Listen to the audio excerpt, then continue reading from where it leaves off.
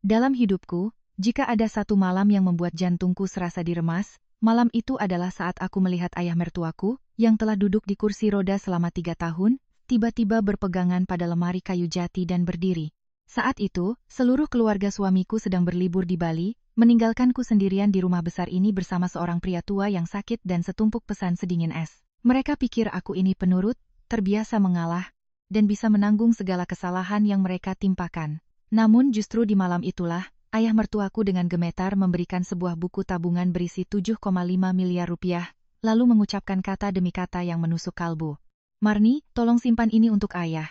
Jangan percaya siapapun di rumah ini, termasuk Budi. Namaku Marni Astuti, usiaku 44 tahun.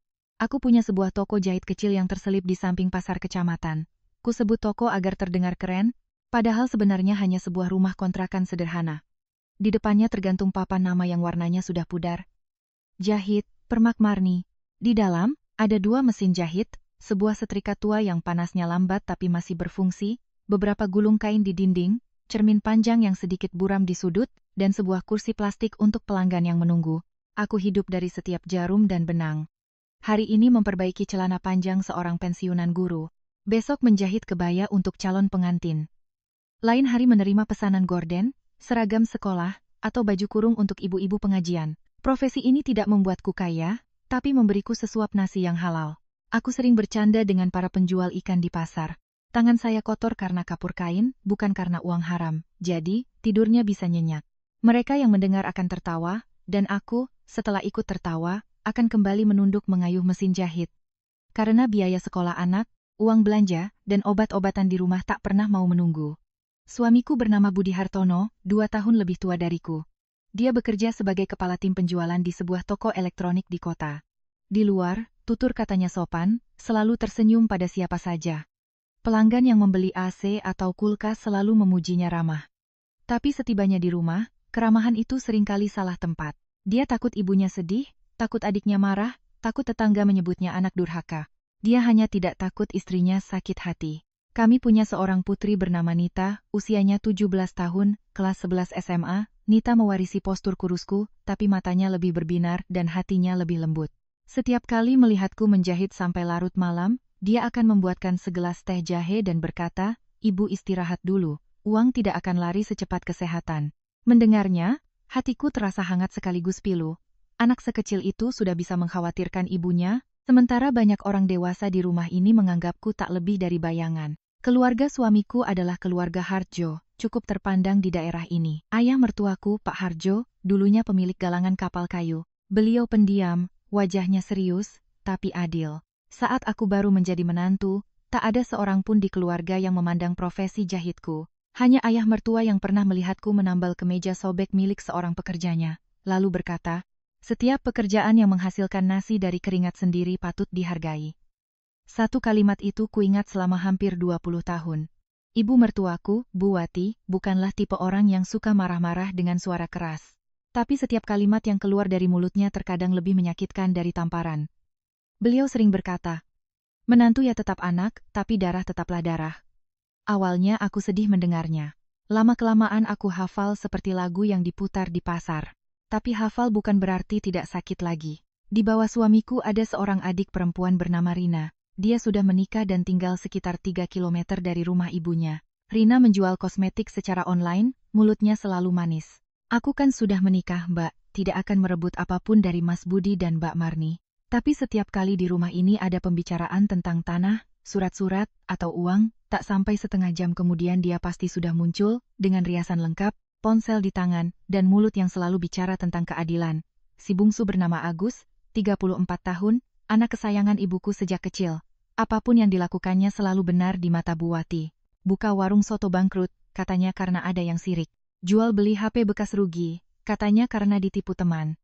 Modal untuk kebun durian gagal panen, katanya laki-laki memang harus pernah jatuh bangun. Masalahnya, setiap kali dia jatuh, uang di rumah ini ikut terkuras, dan yang sering diminta untuk menolongnya adalah aku dan suamiku.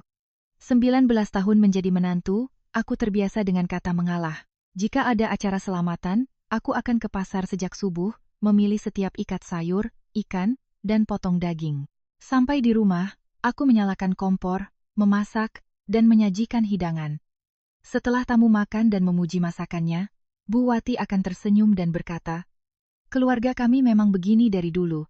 Sementara aku di dapur mencuci tumpukan piring setinggi gunung, tanganku keriput terendam air dingin.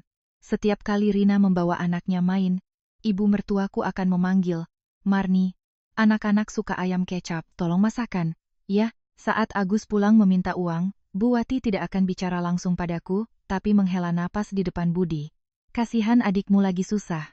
Kamu sebagai kakak tertua harus mengerti." Akhirnya, uang yang kusiapkan untuk memperbaiki atap, uang les Nita, uang yang kukumpulkan dari setiap jahitan kebaya, harus keluar untuk menambal sulam kegagalan bisnis si bungsu. Bukannya aku tidak sedih. Aku juga bukan patung yang bisa diletakkan di mana saja. Tapi seorang wanita yang tinggal di rumah mertua, terkadang satu bantahan bisa menjadi bara yang membakar suasana makan malam. Dulu kupikir, biarlah aku berkorban sedikit, asalkan rumah tangga tetap damai. Suami tidak serba salah, mertua tidak kehilangan muka. Orang tua bilang, mengalah demi kedamaian. Tapi belakangan aku sadar, mengalah di tempat yang salah tidak akan menciptakan kedamaian, hanya akan memupuk keserakahan orang lain. Di rumah keluarga Harjo itu, aku hidup seperti jarum kecil di dasar kotak benang. Dibutuhkan saat perlu, dilupakan setelah selesai. Aku pernah menghibur diri, selama aku berbuat baik, Tuhan pasti melihat. Tapi entah Tuhan melihat atau tidak, yang ku tahu, hati orang-orang di rumah ini pada suatu hari akan terlihat jelas, seperti kain putih yang ternoda tinta hitam. Dan semuanya dimulai pada libur panjang 30 April, 1 Mei, saat seluruh keluarga suamiku bersemangat pergi ke Bali. Sementara aku ditinggalkan bersama ayah mertua yang lumpuh, sebuah rumah penuh surat berharga, dan sebuah jebakan yang sudah disiapkan tanpa sepengetahuanku. 3 tahun sebelum semua ini terungkap, ayah mertuaku terkena stroke pada suatu malam di akhir bulan puasa. Malam itu, hujan turun deras sejak sore, angin bertiup kencang membuat pelepah pisang di halaman bergemerisik. Aku ingat betul. Saat itu aku sedang menyelesaikan beberapa seragam sekolah pesanan pelanggan. Jarum baru saja menembus kain saat aku mendengar suara gaduh dari kamar Pak Harjo. Aku berlari masuk dan menemukan beliau terbaring miring di lantai keramik. Salah satu sisi mulutnya tertarik ke bawah, tangan kanannya kejang, matanya terbuka tapi tak bisa bicara. Aku begitu panik hingga kakiku lemas, tapi aku paksakan diri memanggil Budi dan menelepon ambulans untuk membawa beliau ke rumah sakit kabupaten. Bu Wati menangis histeris di teras, terus memanggil, "Bapak, jangan tinggalkan ibu." Rina datang dari rumahnya, rambutnya masih acak-acakan. Agus juga ada di sana, wajahnya pucat pasi, sibuk menelepon sana-sini. Malam itu, seluruh keluarga Harjo berdesakan di koridor rumah sakit. Semua berkata betapa mereka menyayangi ayah, suami, dan kakek mereka. Bu Wati menangis sambil memegang tangan Budi. "Seumur hidup Bapak bekerja untuk keluarga ini. Sekarang melihatnya terbaring begitu, hati ibu hancur, Nak." Rina menyeka air mata, berjanji akan lebih sering pulang untuk membantu merawat ayah. Agus juga bersumpah, ayah sembuh saja, ya. Agus akan tinggalkan semua urusan di luar untuk merawat ayah. Aku berdiri di dekat pintu UGD, jas hujanku masih basah, tanganku gemetar karena dingin dan takut. Saat dokter mengatakan Pak Harjo melewati masa kritis tapi akan mengalami cacat permanen dan butuh perawatan rutin, pengobatan teratur, diet rendah garam, serta fisioterapi, semua orang mengangguk setuju. Saat itu, aku benar-benar percaya bahwa setelah musibah ini, keluarga suamiku akan menjadi lebih saling menyayangi. Tapi kata orang, saat aroma antiseptik rumah sakit masih tercium, ikatan keluarga memang terdengar mengharukan. Nanti, saat pasien sudah di rumah, ranjang pesakitan diletakkan di tengah ruangan, baskom, popok dewasa, obat-obatan, dan bubur encer menanti di malam hari, barulah ketahuan siapa yang tulus menyayangi, dan siapa yang sayangnya hanya sebatas air mata. Hari-hari pertama, Budi masih membantuku memapah ayah duduk, mengganti spray, dan mengantar ayah kontrol. Bu Wati akan duduk di samping, menyuapi obat, sesekali memijat bahu suaminya lalu mengeluh pusing dan darah tingginya kumat.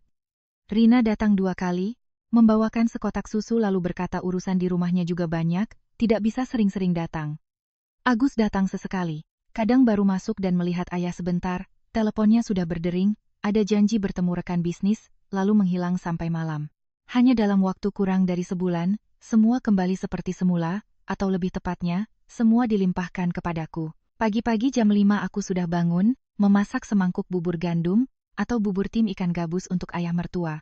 Obat-obatan harus kusiapkan sesuai jadwal.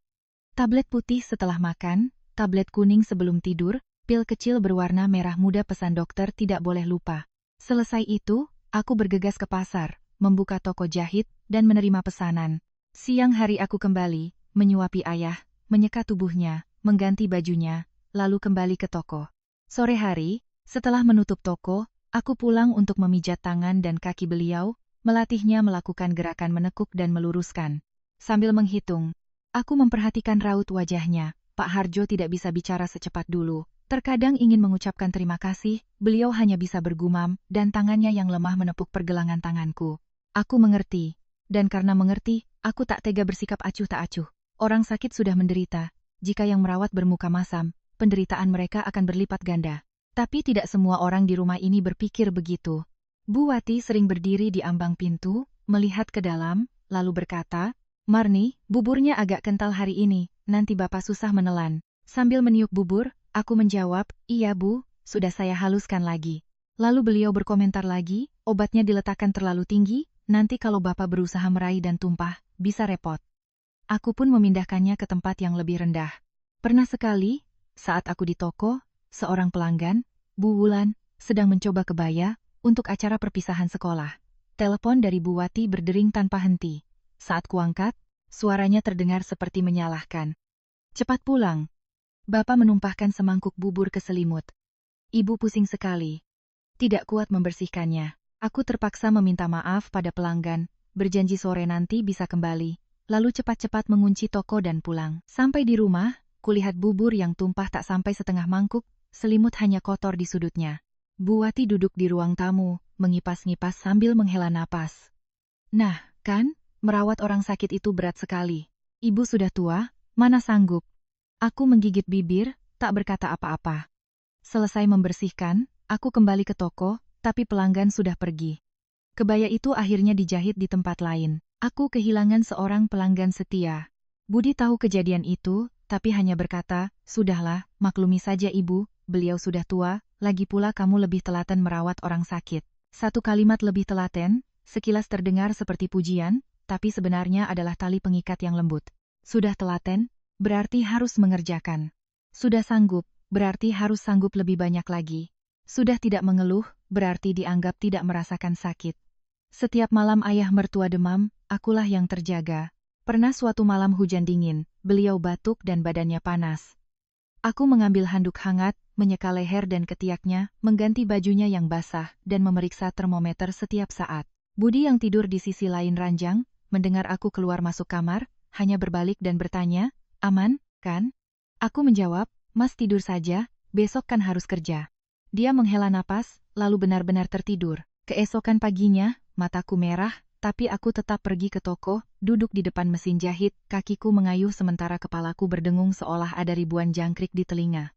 Rina sesekali pulang, biasanya tepat saat ada makanan enak atau ada urusan uang yang perlu dibicarakan. Dia akan masuk ke kamar ayah, mengucapkan beberapa kata manis. "Ayah cepat sehat ya." Rina sayang sekali sama ayah. Lalu dia ke dapur dan bertanya padaku, "Mbak Marni, hari ini masak apa?" Aku pulang buru-buru, belum sempat masak. Agus, setiap kali pulang, belum juga duduk lama sudah mengeluh tentang kesulitan keuangannya. Ibu mertuaku akan langsung iba. Beliau akan menatap Budi, lalu menatapku. Tatapan yang tak perlu diucapkan pun aku sudah paham artinya.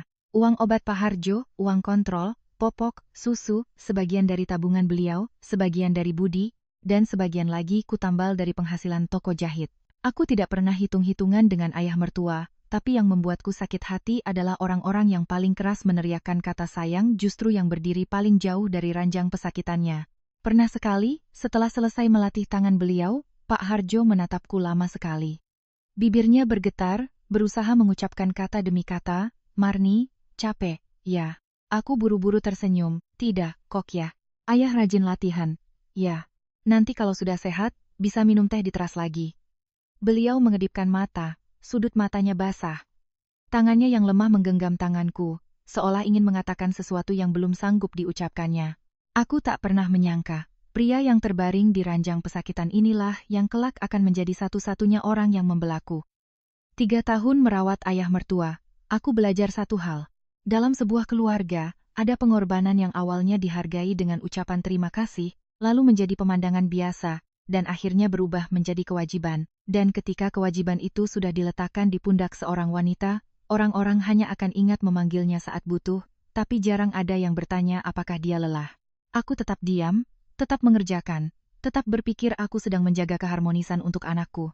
Tapi aku tak tahu, di balik ranjang pesakitan ayah mertua, di balik sikap menghindar dari tanggung jawab, keserakahan sedang tumbuh diam-diam seperti lumut di dinding yang lembab. Tinggal menunggu waktu, ia akan merayap menutupi seluruh rumah. Sore tanggal 29 April, matahari bersinar terik, tapi suasana di rumah keluarga Harjo begitu ceria. Rina datang dari pagi, tangannya tak lepas dari ponsel, mulutnya tak henti-hentinya membahas hotel, tiket kapal cepat, restoran seafood, dan spot foto bagus di Bali. Sambil menggeser layar, dia pamer. Lihat Bu, tempat ini dekat sekali dengan pantai. Malam-malam jalan kaki sedikit sudah bisa lihat ombak. Rina dapat kamar dengan harga bagus, kalau tidak cepat nanti kehabisan. Bu Wati duduk di sofa kayu di ruang tengah, matanya berbinar seperti anak kecil yang diberi permen. Beliau bertanya macam-macam, apakah hotelnya ada lift, sarapannya prasmanan, dekat dengan pasar malam atau tidak. Aku yang sedang menyiangi kangkung di dapur, mendengar tawa beliau, hatiku ikut terasa sedikit ringan. Selama menjadi menantu, jarang sekali aku melihat keluarga ini bahagia tanpa diiringi keluhan. Agus duduk santai di teras, telepon menempel di telinga, berbicara dengan suara keras bahwa dia kenal orang yang menyewakan mobil travel, jadi ke pelabuhan tidak perlu berdesak-desakan. Budi pulang kerja juga tampak lebih ceria dari biasanya. Dia meletakkan tas kerjanya di meja dan berkata pada putriku, "Nita, siap-siap, ya, kali ini ayah ajak kamu ke pantai sepuasnya. Sudah kelas 11, belajar terus kan juga perlu liburan." Nita yang sedang belajar di sudut ruangan, mendongak, matanya bersinar terang. Dia bertanya lagi seolah tak percaya. "Benar ya, kita semua pergi?" Budi tersenyum. "Iya, semua." Dua kata semua saat itu terdengar begitu hangat, setidaknya begitulah yang kupikirkan. Malamnya, setelah kembali dari toko jahit, Nita tak henti-hentinya berada di dekatku. Sambil membantuku melipat sisa-sisa kain, dia berceloteh. "Ibu, kalau ke pantai pakai gaun putih bagus, tidak?" Aku menggodanya. "Bagus, dong. Asal jangan pakai gaun putih sambil makan cumi bakar terus kena sausnya, ibu tidak bisa menolong loh." Nita tertawa, tawa renyahnya membuatku ikut bahagia. Keesokan harinya, dia mengambil uang tabungan dari celengan dan membeli sebuah gaun putih sederhana serta topi pantai lebar di sebuah kios dekat pasar. Gaunnya tidak mahal, bahannya juga biasa saja, tapi Nita merawatnya seperti harta karun. Malamnya, dia berdiri di depan cermin tua di tokoku, mengenakan topi itu lalu berputar. Aku menatapnya dengan mata berkaca-kaca. Di usianya yang ke-17, teman-temannya ada yang sudah ke puncak, ke Jogja, bahkan ke luar negeri bersama orang tua mereka. Sementara putriku, hanya dengan sebuah perjalanan ke Bali bersama keluarga ayahnya saja sudah begitu bahagia. Aku pun diam-diam bersiap, bukan untuk diriku, tapi hanya membereskan beberapa potong baju, memasukkan obat anti mabuk perjalanan untuk ayah mertua jika beliau ikut, dan berpikir nanti di pantai akan kubelikan kue-kue lembut untuknya. Duduk di tempat yang sejuk sambil melihat anak cucu bermain pasti akan menyenangkan. 3 tahun merawatnya. Aku tahu membawa orang sakit bepergian itu repot, tapi bukan tidak mungkin. Jika semua orang and what's and wagons and bus and dan Tuan. Oh, kunan dan Keluarga suamiku tidak berpikir demikian. Malam tanggal 30 April, kami makan malam lebih awal agar besok bisa berangkat pagi. Di meja makan ada ikan goreng, sayur lodeh, dan sambal terasi. Pak Harjo duduk di kursi rodanya di samping meja. Aku menyuapinya sesendok demi sesendok nasi tim. Nita duduk di sebelahku, di bawah kakinya sudah ada ransel kecil. Sesekali dia menunduk, memeriksanya seolah takut gaun putihnya hilang. Di tengah makan, Bu Wati meletakkan sendoknya. Suara sendok beradu dengan piring terdengar kering. Beliau menatapku dan berkata dengan nada datar, "Marni di rumah saja merawat Bapak, ya, bawa beliau pergi jauh merepotkan. Lagi pula, rumah ditinggal kosong saat liburan begini tidak aman." Tanganku yang sedang memegang sendok berisi bubur untuk ayah mertua mendadak berhenti. Aku pikir aku salah dengar. Jadi aku bertanya, "Maaf, Bu, Ibu bilang saya di rumah?" Bu Wati mengerutkan kening. "Memangnya siapa lagi? Ibu darah tinggi, perjalanan jauh bikin capek. Rina punya anak kecil. Agus mengurus mobil, Budi harus mengawasi semuanya. Kamu di rumah itu yang paling pas." Nita menunduk, sumpit di tangannya berhenti di udara. Ransel di bawah kakinya tiba-tiba terasa begitu menyedihkan. Aku menoleh ke arah Budi, berharap dia akan mengatakan sesuatu. Satu kalimat saja. "Biar saya yang di rumah bantu istri, atau kita sewa perawat saja, atau setidaknya bertanya apakah aku sedih, tapi dia hanya mengambil sepotong ikan, matanya memandang ke arah lain. Sesaat kemudian, dia berkata pelan, "Sudahlah, kamu di rumah saja dengan ayah beberapa hari. Nanti lain kali Mas ajak ibu dan kamu pergi sendiri. Lagi-lagi lain kali. 19 tahun menikah, aku sudah terlalu sering mendengar kata lain kali. Lain kali Mas akan bicara dengan ibu. Lain kali Mas akan ajak kamu jalan-jalan. Lain kali Mas akan sisihkan uang untuk memperbaiki tokomu. Lain kali Mas tidak akan membiarkanmu dirugikan. Lain kali itu seperti lukisan kue di dinding. Terlihat indah, tapi saat disentuh hanya ada kekosongan." Rina yang duduk di seberang berpura-pura iba. "Mbak Marni sabar sedikit, ya. Pergi liburan begini kan ramai sekali capek, Mbak tidak enak, di rumah kan bisa istirahat." Aku menatap kedua tanganku. Tangan yang baru saja memegang gunting dan jarum, mengganti baju orang sakit, mencuci piring, dan menghitung setiap rupiah uang sekolah anak. Aku tidak mengerti, istirahat macam apa yang dimaksud Rina. Agus tertawa kecil. "Mbak Marni kan sudah biasa merawat ayah.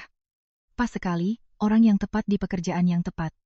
Tak ada yang ikut tertawa, tapi juga tak ada yang membelaku. Pak Harjo duduk di kursi rodanya, menatapku lama sekali. Salah satu tangannya gemetar di pegangan kursi.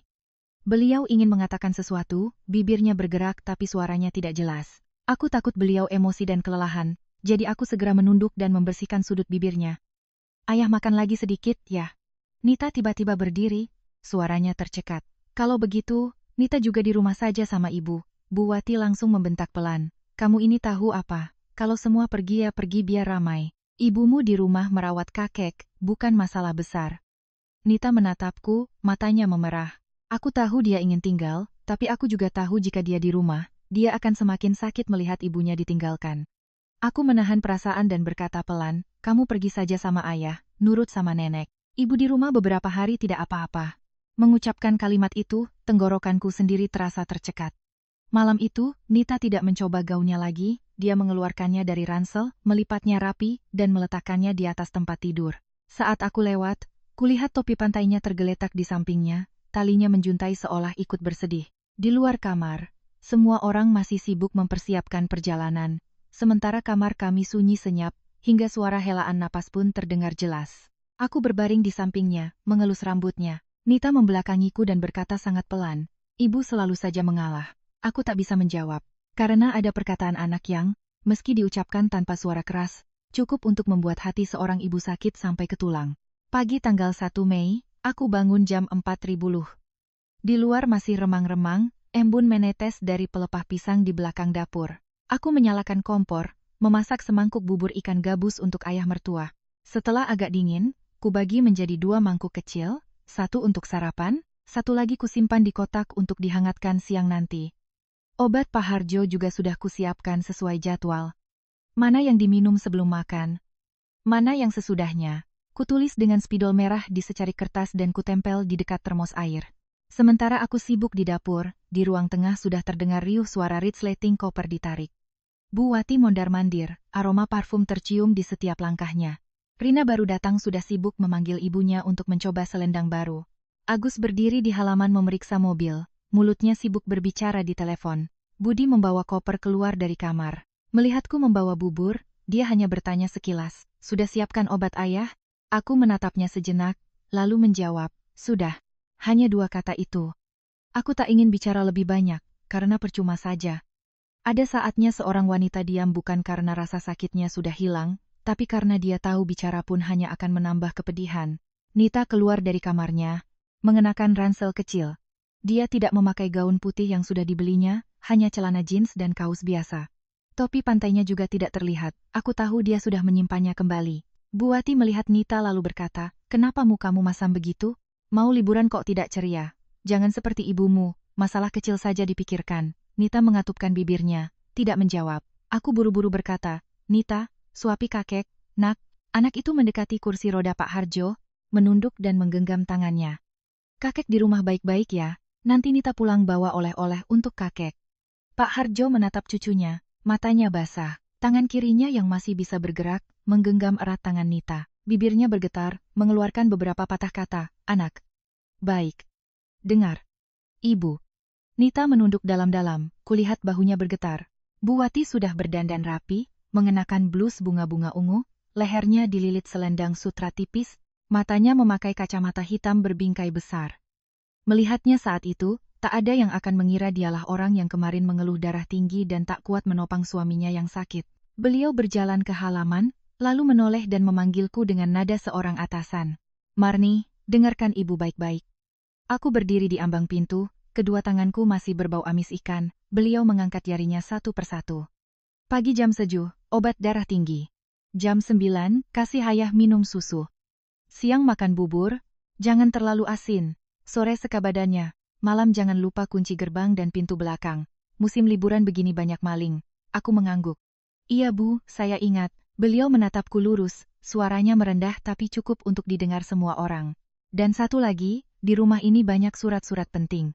Buku tabungan, sertifikat tanah, semua uang ayah dan ibu ada di sini. Kami semua pergi, hanya kamu yang di rumah. Kalau ada apa-apa yang hilang, kamu yang tanggung jawab." Aku sedikit terkejut. Kata "kamu" dari mulutnya terdengar lebih dingin dari udara pagi. Di depan anak cucu, beliau tidak lagi memanggilku nak. Aku menoleh ke Budi. Dia sedang mengikat tali koper, mendengar semuanya tapi pura-pura tidak mendengar. Rina melirikku sekilas. Sudut bibirnya terangkat. Agus sambil membuka pintu mobil menimpali. "Ibu hati-hati, begitu sudah benar.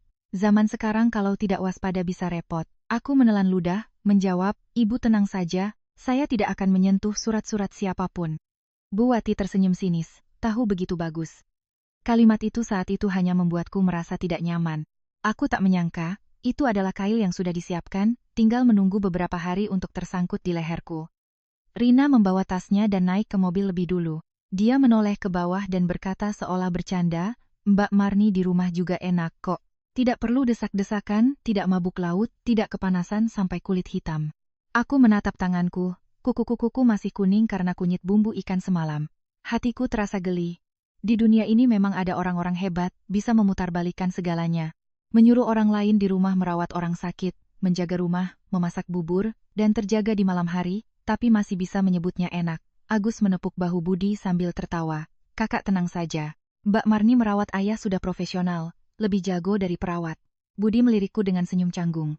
"Kamu sabar beberapa hari, ya? Nanti Mas pulang bawa oleh-oleh." Aku bertanya pelan.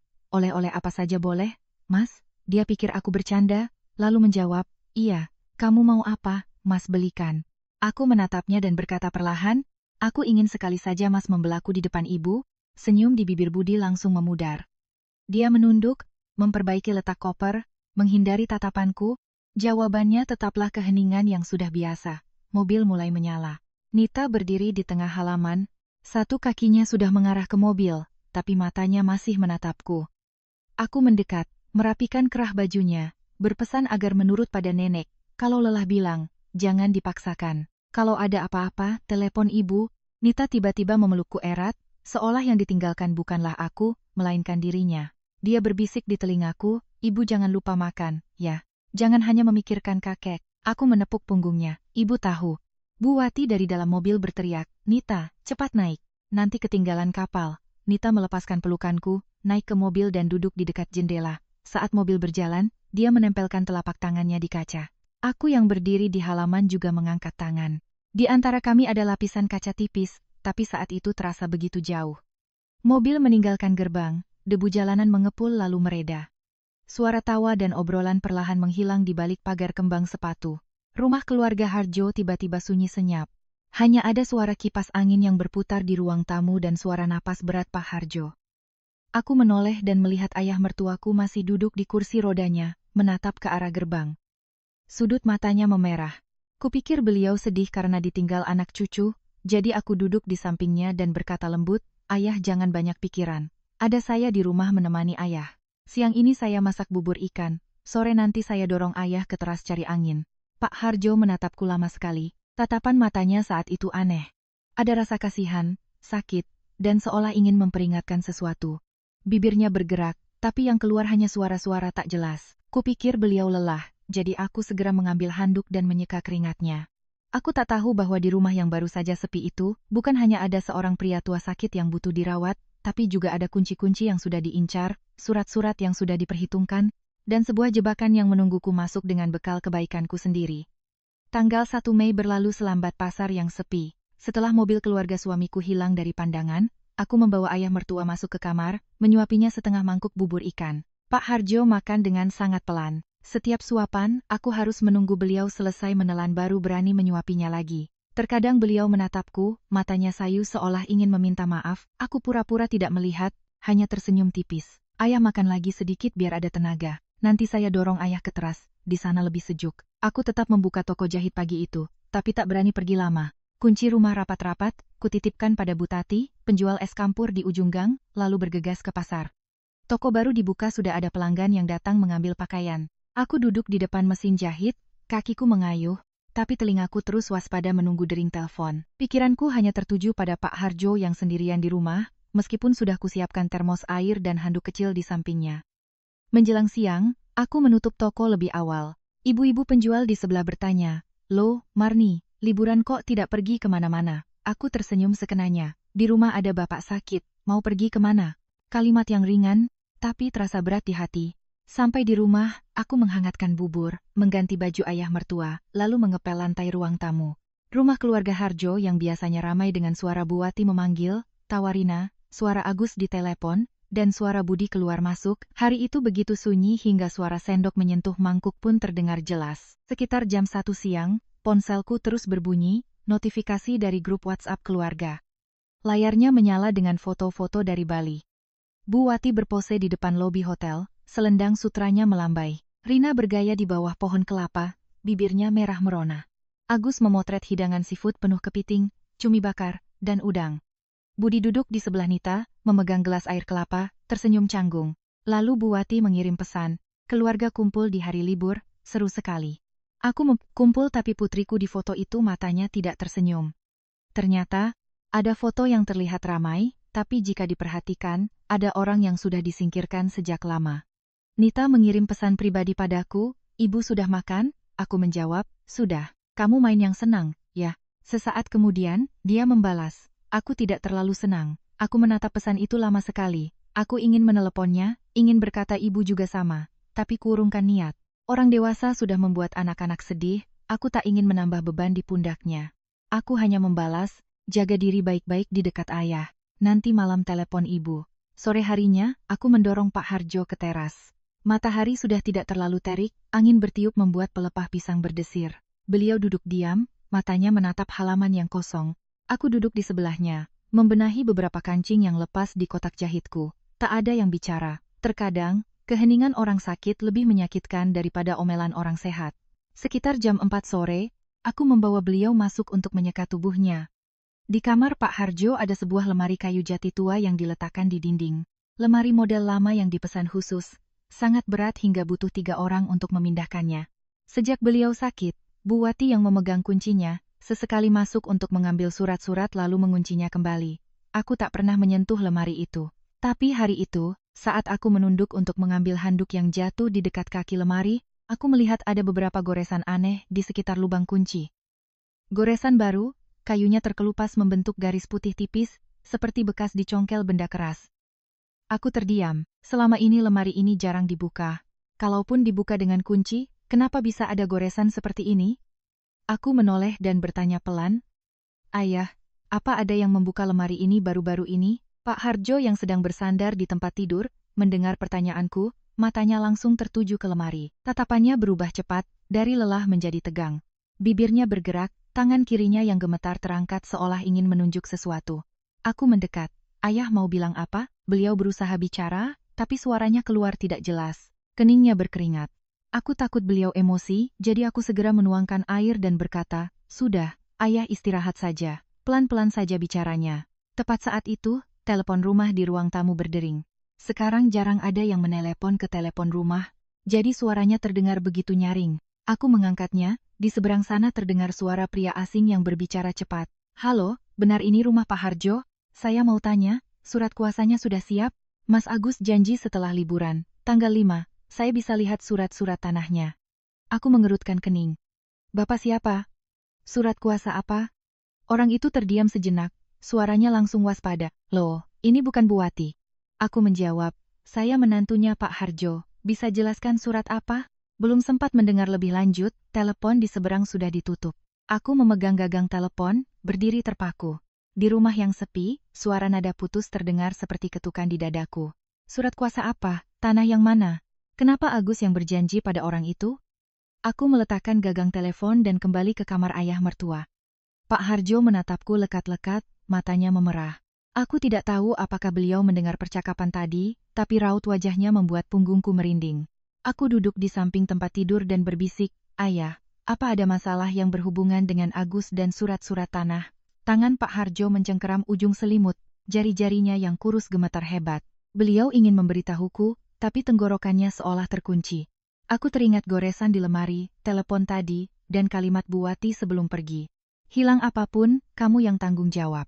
Tiba-tiba semua terhubung menjadi sebuah benang yang samar tapi menakutkan.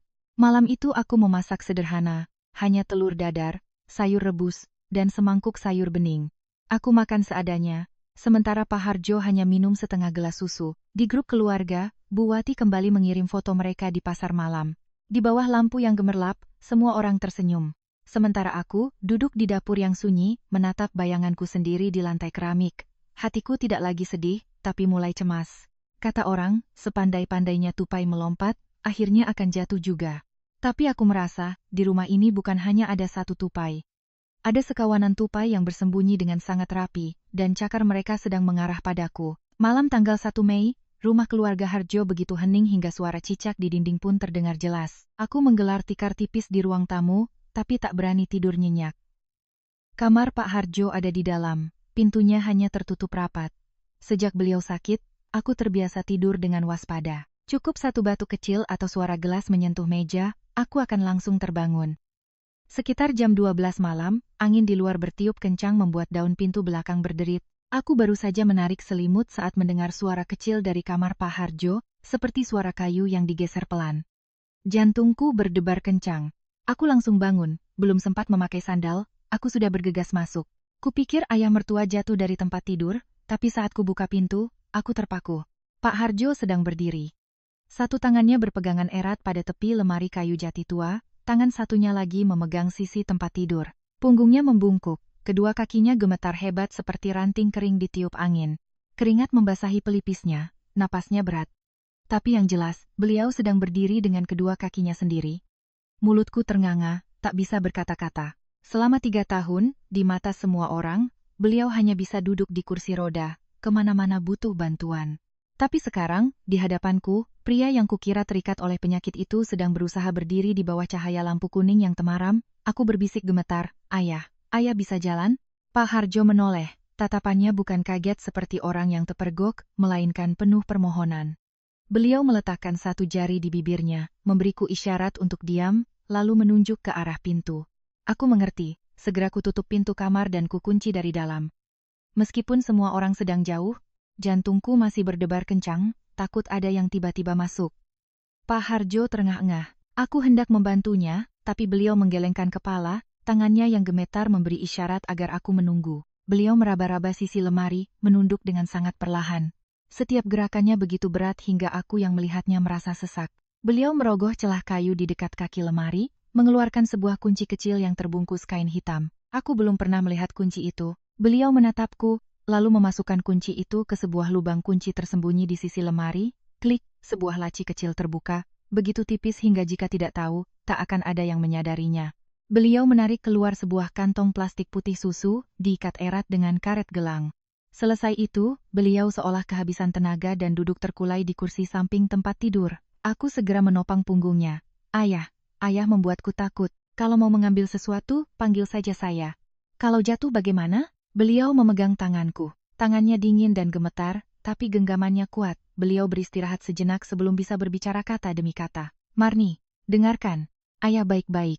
Aku berlutut di hadapannya, jantungku masih berdebar kencang.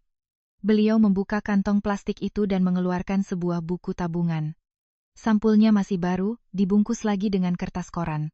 Aku melihat tulisan di dalamnya, kepalaku mendadak kosong. Saldo, RP 7.500 milhões. Nama pemilik rekening, Harjo Wibisono. Aku mendongak menatapnya, tenggorokanku tercekat. "Ayah, uang ini." Pak Harjo meletakkan buku tabungan itu di tanganku. Suaranya pelan, sedikit cadel karena sisa stroke, tapi setiap katanya begitu jelas. "Tolong simpan ini untuk ayah. Jangan berikan pada siapapun, jangan bilang pada siapapun." Terutama, jangan percaya siapapun di rumah ini, termasuk Budi. Aku merasa seperti disiram air es. Budi adalah suamiku, pria yang sudah hidup bersamaku hampir 20 tahun, ayah dari putriku. Tapi ayah mertuaku menyuruhku untuk tidak mempercayainya. Aku tergagap. Ayah, kenapa bicara begitu, Mas Budi? Pak Harjo memejamkan mata, raut wajahnya penuh penderitaan. Sesaat kemudian, beliau membuka mata dan menatapku lurus. Dia bukan yang paling jahat, tapi dia yang paling lemah. Orang lemah yang berdiri di samping orang serakah. Pada akhirnya yang sakit hati adalah orang baik. Kalimat itu membuatku bungkam. Di luar, angin meniup pelepah pisang, suaranya berdesir. Di dalam kamar, bayangan Pak Harjo memanjang di dinding, kurus dan kesepian. Aku memegang buku tabungan itu, terasa berat bukan hanya karena uang, tapi juga karena kepercayaan yang diletakkan di pundakku. Aku berkata pelan, "Ayah, saya merawat ayah bukan karena uang. Kalau ayah titipkan ini pada saya, nanti kalau semua orang menuduh saya serakah bagaimana?" Pak Harjo mengangguk pelan, seolah sudah memikirkan hal itu sejak lama. "Ayah tahu, makanya ayah bilang, simpan. Buku ini tetap atas nama ayah. Kamu tidak bisa menariknya, tidak bisa menandatanganinya. Nanti ada Pak Santoso dan pengacara Danu yang jadi saksi. Ayah tidak akan membiarkanmu difitnah." Mendengar nama pengacara, aku semakin bingung. Pengacara siapa ya? Beliau mengeluarkan secari kertas kecil yang terlipat dari bawah bantal. Di atasnya tertulis nomor telepon dan nama, Danu Wijaya, SH. Beliau bilang itu keponakan jauh dari pihak ibunya yang bekerja sebagai pengacara di kota. Seseorang yang sudah diam-diam beliau hubungi lewat Pak Santoso beberapa bulan lalu. Aku bertanya, jadi selama ini, ayah diam-diam berlatih jalan? Pak Harjo menatap kedua kakinya yang gemetar. Ayah memang lemah, memang sakit. Kadang mau bangun duduk saja tidak sanggup. Tapi dokter pernah bilang, kalau rajin berlatih, ayah bisa pulih sebagian. Hanya saja, di rumah ini tidak ada yang ingin ayah cukup sehat untuk bisa tanda tangan sendiri, bicara sendiri, dan menjaga milik sendiri. Mendengar itu, punggungku terasa dingin. Beliau bercerita, ponselnya dipegang Bu Wati dengan alasan takut beliau salah pencet. Surat-surat tanah, kartu ATM, sertifikat, semua disimpan oleh Bu Wati. Setiap kali beliau bertanya, Bu Wati selalu menepisnya. "Bapak sakit, istirahat saja. Urusan begitu biar ibu yang urus." Awalnya beliau pikir istrinya tulus. Tapi lama-kelamaan beliau sadar, kata urus itu tidak lagi murni. Aku melihat buku tabungan itu dan bertanya pelan, "Uang ini dari mana ya?" Beliau menjawab, "Tanah pribadi ayah, warisan dari kakek neneknya Budi sebelum ayah menikah dengan ibumu. Ayah jual sebagian sebelum sakit parah. Uang ini ayah sembunyikan bukan untuk serakah, tapi untuk berjaga-jaga, untuk biaya berobat, dan nanti untuk membuat surat wasiat yang jelas. Ayah juga berniat menyisihkan sebagian untuk biaya sekolah Nita. Anak itu berbakti dan sayang ibunya." Mendengar nama Nita disebut, mataku berkaca-kaca. Dulu kupikir di rumah ini hanya aku yang melihat penderitaan anakku, ternyata Pak Harjo juga melihatnya. Seorang pria sakit di kursi roda, bicara terbata-bata, tapi bisa melihat lebih jelas daripada orang-orang sehat yang setiap hari lalu lalang di depan kami. Aku meletakkan buku tabungan itu di pangkuan beliau, mendorongnya pelan. "Ayah, saya takut sekali. Uang sebesar ini saya tidak akan sanggup menjaganya." Pak Harjo memegang pergelangan tanganku dan menggeleng. "Justru karena besar, kamu harus menjaganya. Kalau jatuh ke tangan ibumu atau Agus, rumah ini akan hancur.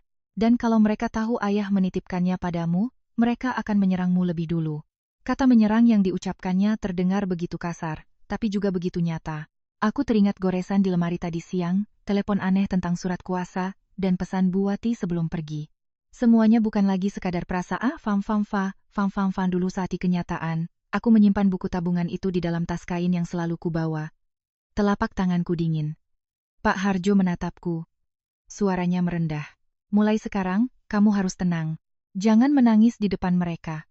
Jangan membantah sebelum ada bukti. Orang yang ingin menjebak kita, justru harus kita hadapi dengan kepala dingin."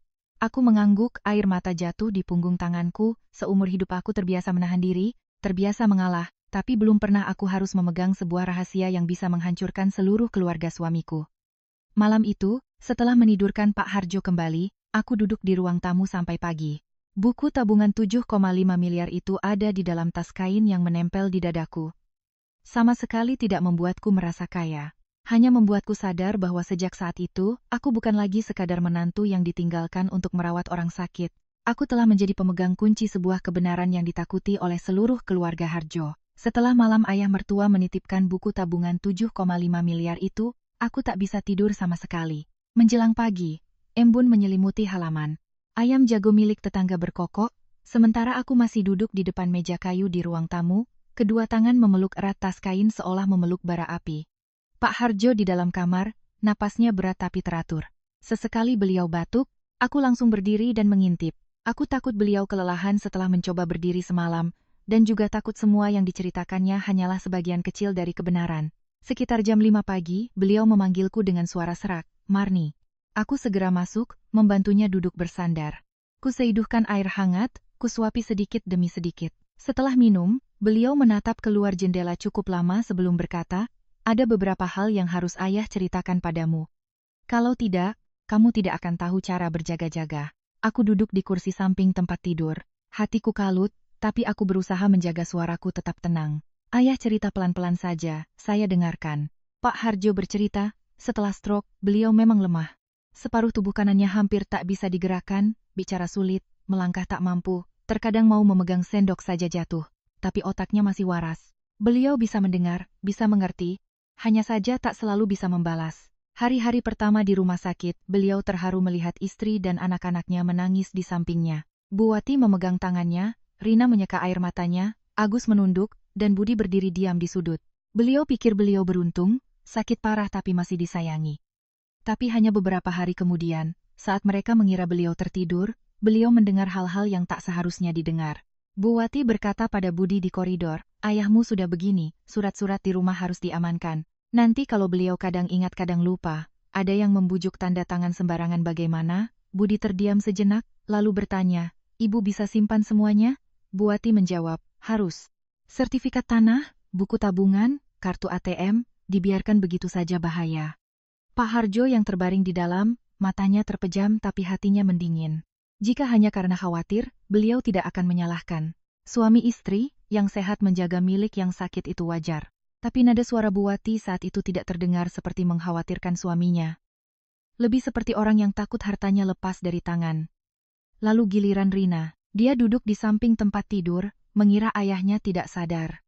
Sambil mengupas apel, dia berbisik pada ibunya, "Ibu harus pikirkan dari sekarang. Tanah di pinggir jalan raya itu harganya naik terus. Anak perempuan menikah itu banyak ruginya. Nanti ibu jangan sampai biarkan Rina tidak dapat apa-apa, ya?" Bu Wati membentak pelan, "Sudah. Tahu, kamu kira ibu akan melupakanmu." Pak Harjo bercerita sampai di situ, lalu memejamkan mata. Sudut bibirnya berkedut. Aku menatapnya, hatiku perih. Seorang ayah yang terbaring tak berdaya mendengar putrinya membicarakan tanah miliknya seolah sedang membagi barang dagangan di pasar. Sakitnya tak terhingga. Agus lebih terus terang. Si bungsu itu terlilit utang setelah beberapa kali gagal berbisnis. Pernah sekali dia datang ke rumah sakit, belum juga lama duduk sudah menarik Bu Wati ke ujung koridor. Pak Harjo hanya bisa mendengar samar-samar, tapi masih jelas beberapa kata, "Bu, tolong Agus kali ini. Orang-orang sudah menagih, jual saja tanah yang mana dulu, nanti Agus ganti." Bu Wati yang sayang pada anak bungsunya, suaranya terdengar cemas sekaligus kesal. "Tanah ayahmu itu kalau tidak ada tanda tangannya, bagaimana cara menjualnya?" Agus langsung menjawab, "Ya buat surat kuasa. Ayah kan sekarang begitu, ibu bilang apa juga pasti nurut." Mendengar itu, aku tak tahan berucap, "Ya Tuhan." Pak Harjo menatapku dengan senyum sedih. "Itu baru Agus, kalau Budi, dia tidak minta tanah, tidak minta uang. Tapi ada satu kalimatnya yang membuat ayah ingat terus." Aku menahan napas. Beliau melanjutkan, "Suatu sore di rumah sakit, Budi berdiri bersama Bu Wati dan Agus di ujung koridor. Budi bicara sangat pelan, tapi karena ruangan sepi, beliau masih bisa mendengarnya. Kalau ayah tidak bisa tanda tangan, apa ada cara membuat surat kuasa yang sah? Kalau dibiarkan lama, keluarga kita bisa makin ribut." Mendengar itu, jantungku seperti ditusuk. Suamiku tidak secara langsung meminta menjual tanah. Tapi pertanyaannya itu seperti pisau terbungkus kain. Dari luar terlihat lembut, tapi saat disentuh baru terasa sakitnya. Pak Harjo menghela napas. Sejak hari itu, ayah sadar. Penyakit itu menakutkan, tapi hati manusia 10 kali lebih menakutkan. Saat kita sehat, kita adalah suami, ayah, tulang punggung. Saat kita terbaring, ada yang mulai melihat kita hanya sebagai sisa tanda tangan di atas kertas. Aku tak tahu harus menjawab apa. Bayangan Pak Harjo di masa lalu muncul di benakku, tinggi, kulitnya legam terbakar matahari, berdiri di galangan kapal, memberi arahan pada pekerjanya. Pria yang seumur hidup bekerja untuk menafkahi istri dan anak-anaknya, saat lemah justru harus mendengar mereka memperhitungkan kegunaannya. Beliau melanjutkan, dokter pernah bilang jika rajin fisioterapi, beliau bisa berdiri, bahkan berjalan beberapa langkah dengan alat bantu. Tapi di rumah, Bu Wati tidak tertarik dengan hal itu. Beliau sering berkata, buat apa latihan sampai capek? Jatuh sekali malah tambah repot. Beliau juga selalu bilang, Bapak istirahat saja, urusan di luar biar anak-anak yang urus. Rina hanya menyarankan ibunya menyimpan surat-surat dengan baik. Hanya aku yang setiap malam memijat kaki dan melatih tangannya. Aku melakukannya karena pesan dokter, karena kupikir selama orang sakit masih punya harapan, itu baik. Aku tak tahu, justru gerakan-gerakan sederhana itulah yang membantu Pak Harjo menyimpan sedikit tenaga untuk diam-diam berdiri sendiri. Beliau mulai berlatih sembunyi-sembunyi di siang hari yang sepi. Saat Bu Wati tidur, saat aku di toko, beliau berpegangan pada sisi tempat tidur, bergeser sedikit demi sedikit. Pernah jatuh ke lantai, sakitnya luar biasa, tapi tak berani berteriak. Beliau takut jika keluarga tahu beliau pulih, mereka akan semakin mendesaknya soal surat-surat. Ponselnya dipegang Bu Wati, kartu ATM, sertifikat tanah, semua katanya disimpan baik-baik. Untungnya, beliau masih punya Pak Santoso, teman lama yang sesekali berkunjung. Melalui Pak Santoso, ayah mertuaku bisa menghubungi pengacara Danu Wijaya.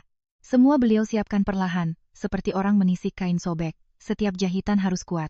Buku tabungan 7,5 miliar itu adalah uang hasil penjualan tanah warisan orang tuanya, jauh sebelum beliau menikah dengan Bu Wati.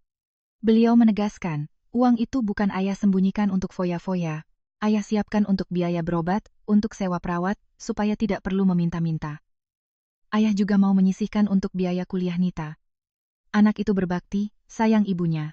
Dia tidak pantas dirugikan karena keserakahan orang dewasa. Mendengar nama Nita disebut, air mataku mengalir. Aku menoleh, menyekanya cepat, tapi beliau melihatnya.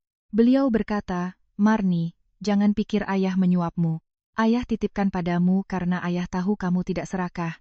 Orang serakah tidak akan mau merawat ayah setiap hari selama 3 tahun tanpa mengharapkan apa-apa. Aku tercekat. Saya hanya melakukan yang seharusnya, ya.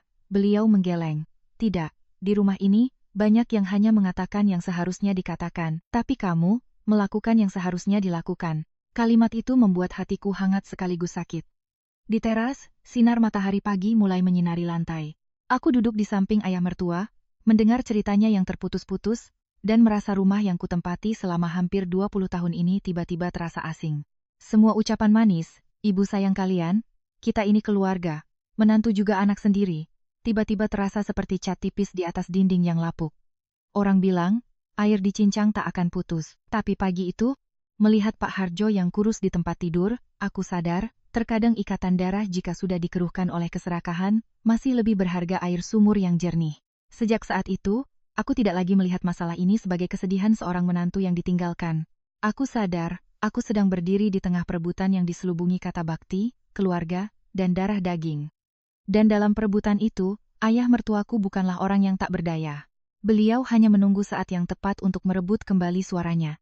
Setelah mendengar cerita ayah mertua, aku terdiam lama. Di luar, matahari sudah tinggi, sinarnya menembus dedaunan, menciptakan bercak-bercak cahaya di lantai.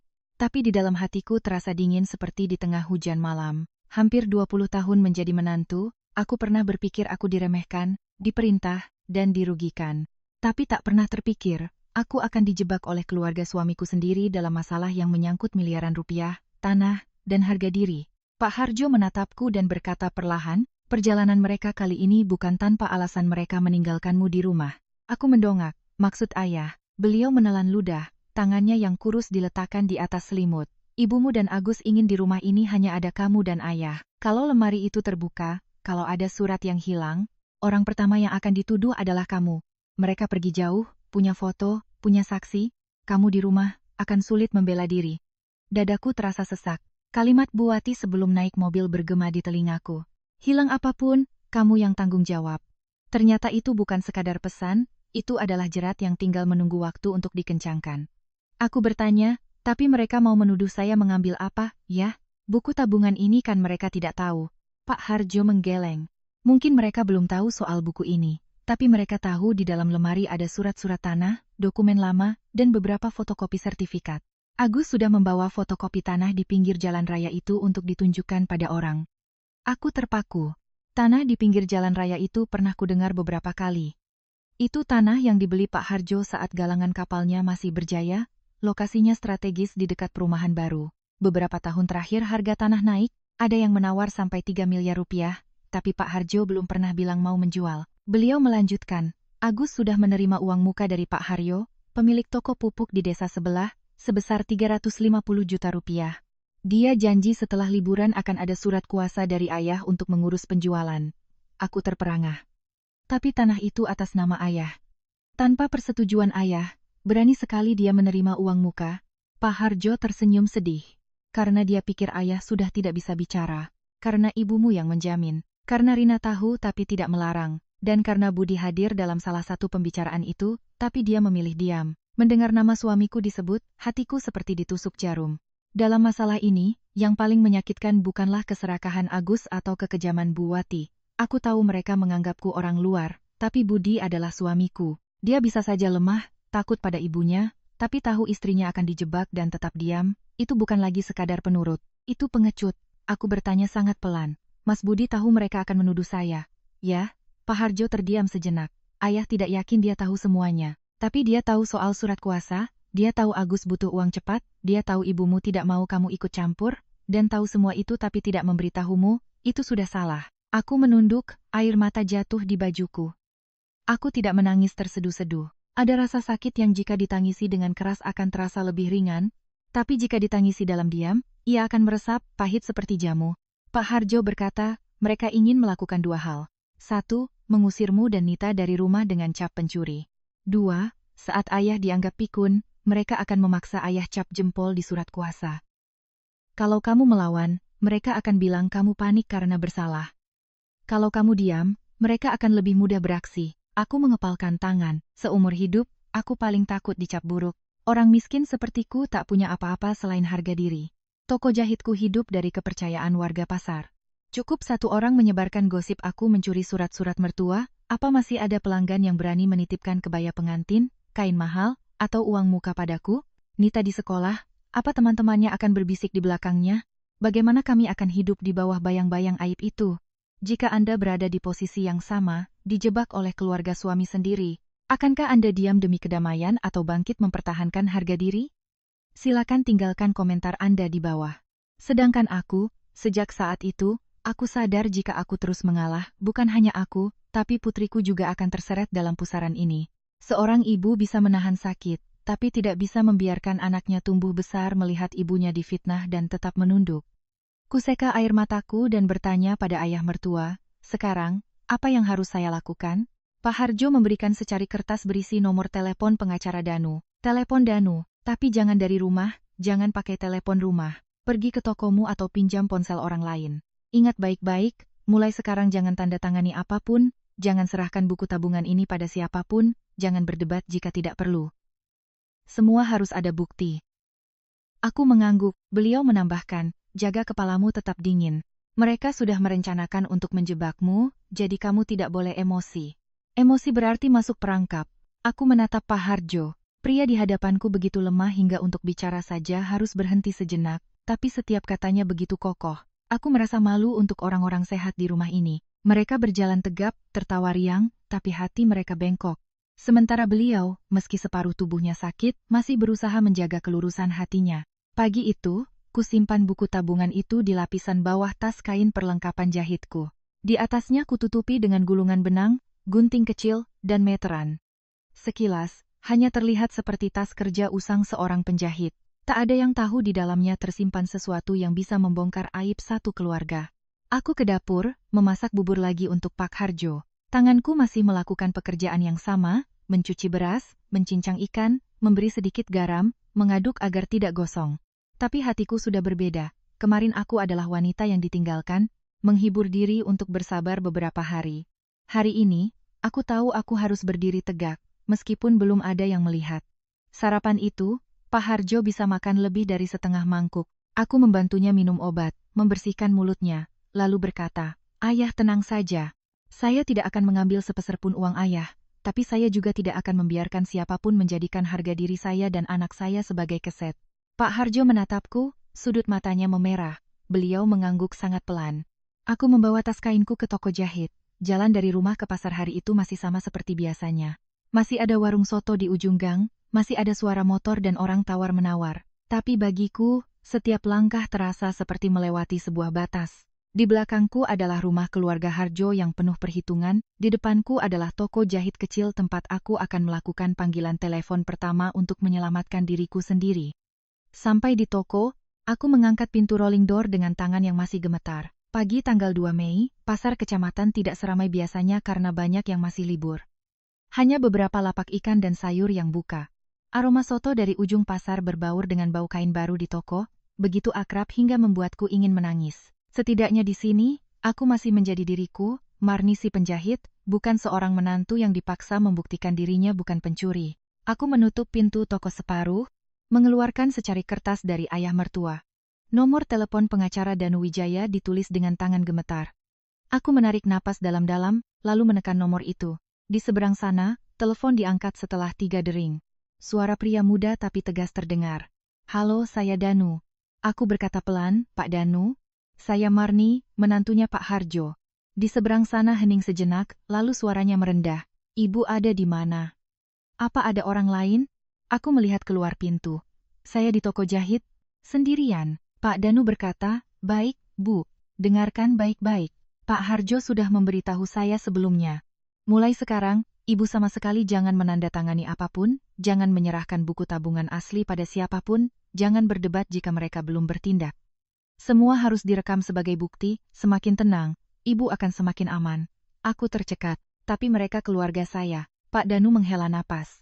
"Bu Marni, banyak kasus paling rumit justru dimulai dari kata keluarga. Perasaan adalah perasaan, hukum adalah hukum. Jika mereka menggunakan hukum untuk merugikan kita, kita tidak bisa hanya menggunakan air mata untuk membela diri." Kalimat itu menyadarkanku, benar, air mata tidak bisa menjadi saksi di kantor polisi, apalagi mengembalikan nama baik jika fitnah sudah menyebar di pasar. Pak Danu menyuruhku mencatat waktu, kejadian, dan siapa saja yang hadir.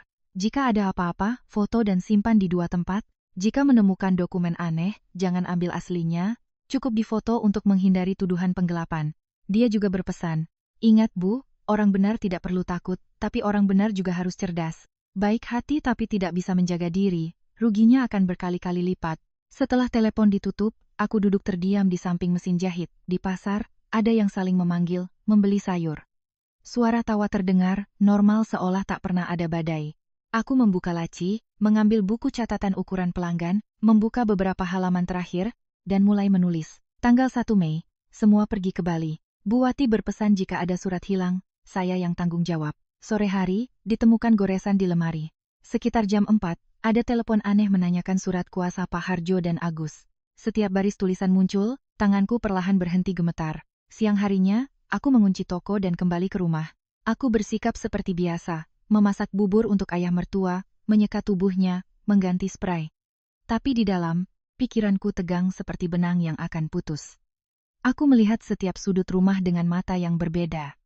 Lemari kayu itu, telepon rumah, colokan CCTV di ruang tamu, laci di bawah rak TV. Setiap benda bisa menjadi bagian dari sebuah cerita. Setelah menidurkan Pak Harjo, aku memeriksa CCTV di ruang tamu.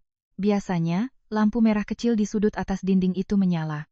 Hari ini, lampunya mati. Aku mengikuti kabelnya dan menemukan stekernya sudah dicabut dari stop kontak, ujungnya diselipkan rapi di belakang pot tanaman. Orang luar tak akan menyadarinya, aku langsung memfotonya. Hatiku mendingin. CCTV ini bukan rusak, tapi sengaja dimatikan sebelum mereka pergi. Aku masuk ke kamar, Pak Harjo berbisik, "Ayah, CCTV di luar dicabut." Beliau membuka mata, menatap ke sudut kamarnya. Tangan kirinya menunjuk pelan ke arah jam dinding tua. Aku melihat ke arah itu tapi tidak mengerti. Beliau memberi isyarat agar aku mendekat. Di balik jam dinding itu, dekat rak buku kecil, ada sebuah kamera mini seukuran kotak korek api, tersembunyi dengan sangat rapi. Jika tidak diberitahu, aku tak akan pernah tahu. Pak Harjo berkata pelan, "Pak Santoso, pasang." "Untuk ayah." "Latihan." Aku mengerti. Pak Santoso memasang kamera ini untuk memantau proses latihan ayah mertua, juga untuk berjaga-jaga jika beliau jatuh dan tak ada yang tahu. Arah kamera tidak menyorot tempat tidur, hanya pintu kamar, jalan masuk, dan sebagian lemari kayu. Aku menelepon pengacara Danu lagi. Dia memberiku arahan untuk melepas kartu memori dengan benar, tidak menghapus data asli, dan merekam proses pengambilan kartu itu dengan ponsel agar nanti tidak dituduh mengedit. Aku mengikuti setiap langkahnya, begitu hati-hati hingga punggungku basah oleh keringat. Sore itu, aku meminjam card reader dari pemilik fotokopian di sebelah pasar. Saat video muncul di layar komputer, jantungku serasa berhenti berdetak. Malam sebelum mereka berangkat liburan, sekitar jam 10 malam, Agus menyelinap masuk ke kamar Pak Harjo. Dia melihat keluar sekali, lalu mendekati lemari kayu dan menggunakan sesuatu untuk mencongkel lubang kuncinya. Gambarnya tidak terlalu jelas, tapi postur tubuh, jaket, dan jam tangan besar di pergelangan tangannya tak mungkin salah. Dia menggeledah sebentar, lalu buru-buru pergi saat mendengar suara dari luar. Aku menatap layar, telingaku berdengung. Pemilik fotokopian bertanya, "Mbak Marni lihat rekaman apa kok pucat begitu?" Aku buru-buru tersenyum canggung. "Ah, ini, lihat-lihat rekaman di rumah saja." Aku menyimpan video itu ke dalam USB. Satu salinan ku kirim ke pengacara Danu, satu lagi kusembunyikan di dalam kotak benang di toko. Memegang USB kecil itu, aku merasa lebih berat dari gunting besi yang kugunakan belasan tahun. Benda ini tidak memotong kain, tapi bisa memotong fitnah. Malamnya, aku mencari di laci tambahan di bawah meja kerja Bu Wati. Aku tidak menggeledah, hanya memeriksa, karena Pak Harjo bilang mungkin ada draft di sana. Benar saja, di balik tumpukan kalender bekas, ada sebuah draft surat kuasa. Isinya menyatakan bahwa Bapak Harjo Wibisono memberikan kuasa penuh kepada Ibu Wati untuk mengelola, mengalihkan, dan menentukan nasib semua aset tanah dan bangunan atas nama beliau. Aku tidak membawanya, hanya kuletakkan kembali di tempatnya, memfoto setiap halaman, setiap sudut kertas, dan posisinya di dalam laci. Kata-kata kuasa penuh dan menentukan nasib menusuk mataku. Seseorang masih hidup dan waras, tapi istri dan anaknya sudah menyiapkan jalan untuk mengambil alih semua keputusannya. Malam itu, aku duduk di depan mesin jahit di toko, berpura-pura memperbaiki baju, tapi pikiranku hanya tertuju pada bukti-bukti yang sudah kukumpulkan. Foto colokan CCTV yang dicabut, video Agus mencongkel lemari, draft surat kuasa, catatan telepon aneh. Satu persatu seperti jarum kecil yang diam-diam menjahit jaring pelindung untukku dan putriku. Aku masih takut. Wanita biasa sepertiku, terbiasa menghitung setiap meter kain dan kancing, sekarang harus terlibat dalam urusan miliaran rupiah, surat tanah, pengacara, dan konspirasi di dalam keluarga suami sendiri. Bagaimana tidak takut? Tapi rasa takut kali ini tidak membuatku menunduk, justru membuatku lebih waspada. Aku teringat kata-kata ayah mertua, mereka yang ingin menjebak kita, harus kita hadapi dengan kepala dingin. Jadi aku berkata pada diri sendiri, mulai sekarang, setiap hal yang kulakukan harus seperti menjahit baju untuk pelanggan yang paling cerewet. Ukur dengan pas, potong dengan lurus, jahit dengan kuat. Karena jika salah satu jahitan miring, seluruh kain harga diri kami bisa disobek tanpa ampun. Pagi tanggal 3 Mei, aku bangun saat langit belum terang. Semalam aku tidur di kursi malas di toko, punggungku sakit, tapi kepalaku anehnya terasa jernih. Aku membuka pintu toko, menyapu lantai, lalu menyalakan kompor listrik untuk memasak bubur dan membawanya pulang untuk ayah mertua. Tas kain berisi buku tabungan masih melekat di tubuhku. Aku tak berani meninggalkannya, seperti orang yang memegang bara api di tengah angin. Sesampainya di rumah, aku melihat Pak Harjo sudah bangun. Beliau berbaring miring, menatap keluar jendela. Aku meletakkan mangkuk bubur di meja, berkata lembut, "Ayah bisa tidur?" Beliau menggeleng pelan. Aku mengerti. Seseorang yang sudah tahu istri dan anaknya bersekongkol di belakangnya, yang sudah melihat lemarinya dicongkel.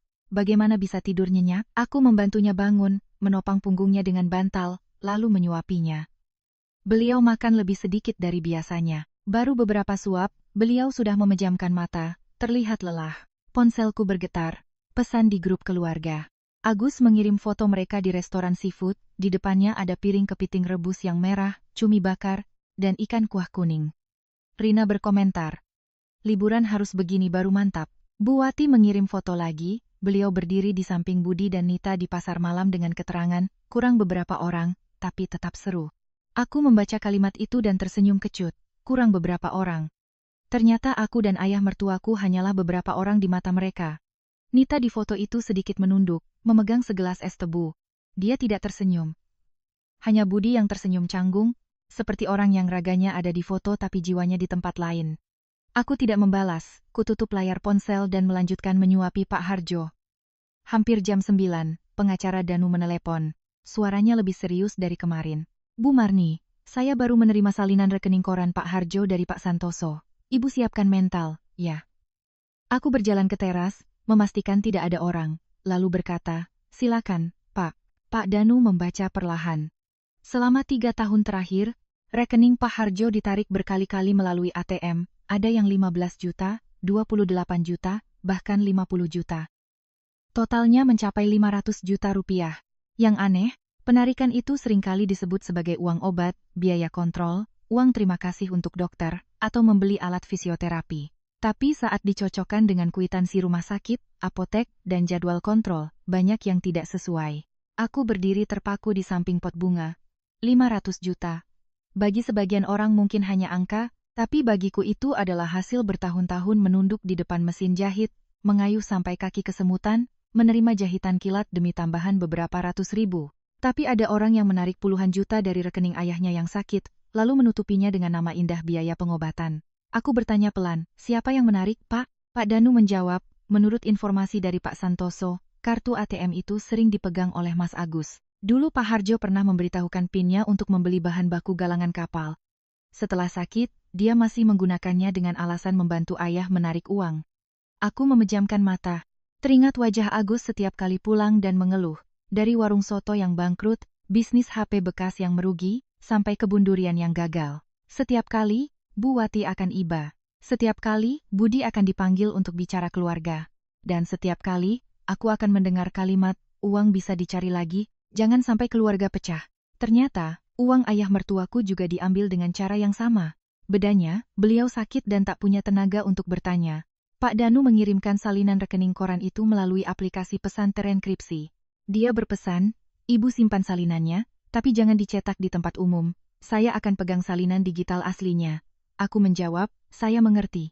Selesai menelepon, aku kembali ke kamar. Pak Harjo menatapku seolah sudah bisa menebak. Aku duduk di sampingnya, belum sempat bicara, beliau sudah menghela napas. "Agus kan?" Aku tercekat. "Iya, ya, totalnya lebih dari 500 juta. Kelopak mata beliau bergetar. Cukup lama kemudian, beliau baru berkata, "Ayah sudah curiga, tapi mendengarnya langsung tetap saja sakit." Aku tak tahu harus menghibur bagaimana. Uang diambil orang lain, rasanya marah. Uang diambil anak sendiri, rasanya sakit. Rasa sakit itu bukan pada angkanya, tapi pada kepercayaan yang terkuras sedikit demi sedikit. Beliau bercerita, saat masih sehat, beliau sangat menyayangi Agus karena dia anak bungsu dan pandai bicara. Pernah sekali galangan kapal butuh uang tunai cepat, beliau memberikan kartu ATM pada Agus, sekalian dengan PIN-nya. Beliau tak pernah menyangka, kemudahan itu kelak menjadi pintu bagi putranya untuk diam-diam masuk ke kantong ayahnya sendiri. Aku teringat suatu sore tahun lalu, Agus pulang dengan wajah panik. Dia bilang butuh uang untuk biaya rumah sakit ayah karena dokter meresepkan obat baru yang mahal. Bu Wati menyuruhku memberikan 10 juta dari tabungan kami, katanya nanti akan diganti. Saat aku menanyakan kwitansinya, beliau membentak, "Merawat mertua kok hitung-hitungan." Saat itu aku diam. Sekarang kupikir-pikir, diamku saat itu sama saja dengan ikut menutupi perbuatan mereka. Aku mengambil buku catatanku, menambahkan tanggal penerimaan rekening koran, total uang, dan dugaan penarikan melalui ATM yang tidak sesuai dengan kwitansi. Semakin banyak kutulis, hatiku semakin berat, tapi aku tetap menulis. Karena ucapan bisa diputarbalikkan, tapi tanggal, angka, dan bukti sulit untuk dibantah selamanya. Sore itu aku memberikan obat pada Pak Harjo lalu bergegas ke toko. Ada 2 pelanggan lama yang datang memperbaiki baju. Aku tetap tersenyum, tetap mengukur, tetap bertanya ingin dikecilkan berapa senti. Tapi di kepalaku, hanya ada barisan angka di rekening koran. Jarum di bawah tanganku bergerak teratur, tapi hatiku kusut masai seperti benang digulung kucing. Nita mengirim pesan saat hampir malam. "Ibu, besok kami pulang. Ibu mau dibelikan apa?" Aku membaca pesan itu, hatiku sedikit tenang. Ku jawab, "Belikan kue lembut saja untuk kakek." Ibu tidak perlu apa-apa. Sesaat kemudian, dia membalas, "Ibu jangan sedih lagi, ya." Aku memegang ponsel, mataku panas. Aku ingin memberitahunya, ibu bukan hanya sedih. Ibu takut, marah, dan sedang belajar untuk menjadi lebih kuat dari diriku yang kemarin. Tapi akhirnya aku hanya membalas, "Ibu tidak apa-apa. Kamu jaga kesehatan." Malam itu di grup keluarga, Agus kembali mengirim foto mereka sedang bersulang, tersenyum lebar. Aku melihat senyum itu, lalu melihat salinan rekening koran di ponselku. Tiba-tiba aku paham, keserakahan itu tidak muncul dalam semalam. Ia seperti rayap di tiang rumah. Awalnya hanya menggigit sedikit, lama-lama ketagihan. Sampai saat rumah itu miring, semua orang akan berpura-pura terkejut. Kusimpan ponsel, kukunci toko rapat-rapat, lalu pulang ke rumah ayah mertua. Di jalan, angin malam terasa dingin di wajahku. Aku bukan lagi wanita yang hanya bisa bertanya-tanya mengapa aku diperlakukan buruk. Aku sudah punya jawabannya. Dan semakin jelas jawaban itu, semakin aku sadar bahwa saat mereka kembali, badai yang sesungguhnya baru akan dimulai. Sore tanggal 4 Mei, langit mendung seolah akan hujan. Aku sedang mengganti baju Pak Harjo saat terdengar suara mobil berhenti di depan gang, disusul suara koper diseret di atas jalan semen. Rumah keluarga Harjo yang beberapa hari sunyi, tiba-tiba riuh dengan suara orang memanggil, tas oleh-oleh diletakkan di kursi, dan tawa Agus yang bercerita betapa ramainya di Bali. Aku berdiri di kamar Pak Harjo, kedua tanganku masih menopang punggungnya. Beliau menatapku, tatapannya dalam. Aku mengerti maksudnya. Mulai sekarang, aku harus lebih tenang dari sebelumnya. Bu Wati masuk ke halaman lebih dulu. Kulitnya sedikit lebih gelap, lehernya masih dililit selendang sutra, tangannya membawa kantong oleh-oleh. Baru saja menginjak teras, beliau sudah mengerutkan kening melihat beberapa daun kering di sudut halaman. Di rumah beberapa hari kok halaman tidak disapu bersih. Aku keluar dan menjawab dengan sopan. Tadi pagi sudah saya sapu, Bu, mungkin angin meniup daun jatuh lagi. Beliau tidak menatapku, hanya mendengus pelan. Rina menyusul di belakang, membawa tas oleh-oleh, bibirnya masih merah. Dia melirikku dari atas ke bawah, lalu tersenyum sinis. Mbak Marni di rumah liburan kok kelihatan lebih lelah dari kami yang pergi, ya? Pasti capek merawat ayah. Aku menjawab singkat, ayah sakit ya harus dirawat. Agus masuk paling akhir. Dia tidak bertanya bagaimana kondisi ayah, tidak bertanya ada kejadian apa selama mereka pergi. Matanya melesat cepat ke arah kamar Pak Harjo, lalu berhenti di lemari kayu jati tua di dalamnya. Hanya sekilas, tapi cukup membuat punggungku dingin. Orang yang tidak punya niat buruk, kenapa baru pulang sudah melihat lemari sebelum melihat ayahnya? Budi menurunkan koper Nita dari mobil. Dia menatapku, raut wajahnya menunjukkan sedikit rasa bersalah. Tapi rasa bersalah itu setipis kertas basah, belum sempat menjadi kata-kata sudah tertelan oleh suara Bu Wati. Nita berlari memelukku, anak itu terlihat lebih kurus setelah beberapa hari liburan yang tidak menyenangkan. Dia berbisik di telingaku, aku kangen ibu. Aku mengelus rambutnya, ibu juga kangen kamu, makan malam itu sederhana. Aku memasak sayur bening, ikan goreng, dan sambal. Mereka baru pulang liburan dan lelah, tapi suasana di meja makan terasa aneh. Bu Wati makan beberapa suap lalu meletakkan sendoknya. Agus terus-menerus melihat ponsel. Rina sesekali melirik ibunya seolah menunggu sinyal. Budi diam, dan Nita duduk di sebelahku, hampir tidak bicara. Selesai makan, aku membawa piring ke dapur. Baru mencuci setengahnya, aku mendengar pintu kamar Pak Harjo dibuka dengan kasar, disusul suara Bu Wati menjerit, begitu tajam, dan tinggi hingga piring di tanganku hampir jatuh. Hilang. Ya Tuhan, buku tabungannya hilang. Kumatikan keran, mengeringkan tangan perlahan. Momen ini akhirnya tiba. Semua orang bergegas masuk ke kamar Pak Harjo. Bu Wati berdiri di depan lemari kayu, satu tangan memegang kunci, satu tangan lagi memegangi dada. Pintu lemari terbuka lebar, beberapa tumpuk kertas tua sengaja dia hamburkan keluar. Rina berlari menopang ibunya, bertanya panik, hilang apa Bu? Buku tabungan apa? Bu Wati menoleh tajam ke arahku, tatapannya seolah sudah disiapkan untuk menancap di wajahku. Buku tabungan ayahmu, ibu simpan di sini, sekarang hilang. Selama kami pergi hanya kamu yang di rumah, kalau bukan kamu yang ambil, siapa lagi? Aku menatapnya. Untuk pertama kalinya aku melihat seseorang bisa berakting panik dengan begitu mulus. Beliau bilang buku tabungan hilang, tapi sama sekali tidak bertanya pada ayah mertua apakah beliau tahu. Beliau hanya buru-buru menuduhku, seolah pelakunya sudah ditulis sejak awal. Aku menjawab dengan tenang, saya tidak mengambil apapun dari lemari ibu. Bu Wati menggebrak permukaan lemari. Masih mengelak. Sebelum pergi saya sudah bilang, di rumah ini ada surat-surat penting, hilang apapun kamu yang tanggung jawab. Sekarang buku tabungan hilang, kamu bilang tidak mengambil? Rina menoleh padaku, suaranya sinis tapi dibuat seolah prihatin. Mbak Marni, keluarga kita ini miskin atau kaya tetap punya harga diri. Kalau Mbak tidak sengaja mengambil, kembalikan saja. Jangan sampai ibu harus memanggil orang luar. Agus langsung menimpali dengan suara keras, panggil polisi saja, Bu. Urusan uang tidak bisa main-main. Orang luar tinggal di rumah kita beberapa hari, siapa tahu hatinya bagaimana. Dua kata orang luar jatuh di tengah ruangan seperti tamparan. Aku sudah sering mendengarnya, tapi hari ini tidak lagi membuatku menunduk, hanya membantuku mengingat di mana posisiku di hati mereka. Pak Harjo terbaring di tempat tidur, wajahnya pucat, Tangan kirinya mencengkeram erat ujung selimut. Aku meliriknya sekilas, lalu kembali bersikap biasa. Belum saatnya. Budi berdiri di dekat pintu, wajahnya kelabu. Aku menatapnya, menunggu satu kalimat. Setidaknya, ibu tenang dulu, belum ada bukti, jangan menuduh Marni. Tapi dia justru mendekat, suaranya pelan seolah memohon. Marni, kalau kamu tidak sengaja mengambil, kembalikan saja. Jangan membuat masalah ini jadi besar. Aku merasa ada sesuatu di dalam dadaku yang retak, tidak berisik, tapi sakitnya luar biasa. Nita berlari masuk dari luar, matanya terbelalak. Dia melihat neneknya, ayahnya, lalu aku. Ayah bicara apa? Ayah juga pikir ibu mencuri? Budi terdiam, bibirnya bergerak tapi tak ada suara. Keheningannya lebih jelas dari semua tuduhan. Bu Wati merasa mendapat angin, menunjuk ke arahku. Lihat, suamimu sendiri tidak bisa membelamu. Tinggal di rumah ini bertahun-tahun, kami percaya menitipkan ayah dan rumah padamu, tapi kamu tega melakukan hal memalukan ini. Aku berkata perlahan, ibu bilang saya mengambil. Apa ibu punya bukti? Beliau tertawa sinis. Buktinya ya hanya kamu yang di rumah. Kamu pikir karena kamu miskin, kamu bisa berbuat sesukamu. Aku menatapnya lurus. Miskin bukan dosa, Bu, tapi memfitnah orang lain. Itu baru perbuatan yang tidak baik. Satu ruangan hening sejenak. Mungkin karena untuk pertama kalinya setelah 19 tahun, aku berani mengucapkan kalimat tanpa menunduk. Agus menggebrak meja kecil di samping tempat tidur. Jangan ceramah. Kalau tidak mau kembalikan buku tabungan, kita panggil polisi. Lihat saja di kantor polisi kamu masih bisa bicara lantang atau tidak. Aku mengangguk. Kalau mau panggil, silakan. Tapi setelah dipanggil, masalah ini bukan lagi masalah keluarga. Agus terdiam. Bu Wati langsung membentak, kamu berani melawan. Aku tidak menjawab, aku melihat Nita. Anak itu matanya berkaca-kaca, tapi tetap berdiri di sampingku, tangannya yang kecil menggenggam erat tanganku.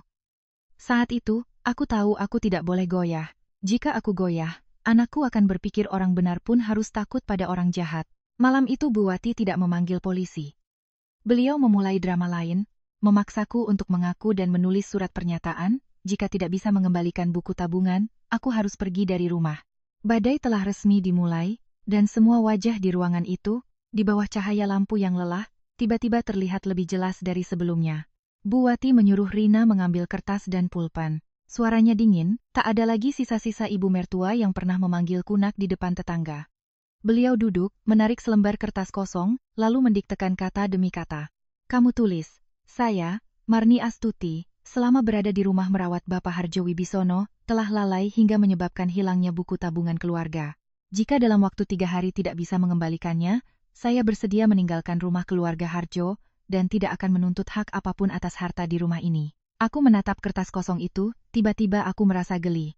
Mereka menuduhku mencuri, lalu ingin aku menulis sendiri surat yang membubuhkan cap aib itu di keningku. Memang benar, jika hati sudah bengkok, apapun bisa mereka putar balikkan.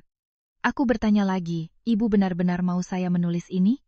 Bu Wati mendongak, atau kamu mau saya langsung lapor polisi? Rina berdiri di belakang ibunya, melipat tangan di depan dada. Mbak Marni, masalah ini kalau sampai keluarkan malu. Mbak pikirkan Nita juga. Ibu memberi Mbak kesempatan menulis surat ini sudah termasuk menjaga muka Mbak.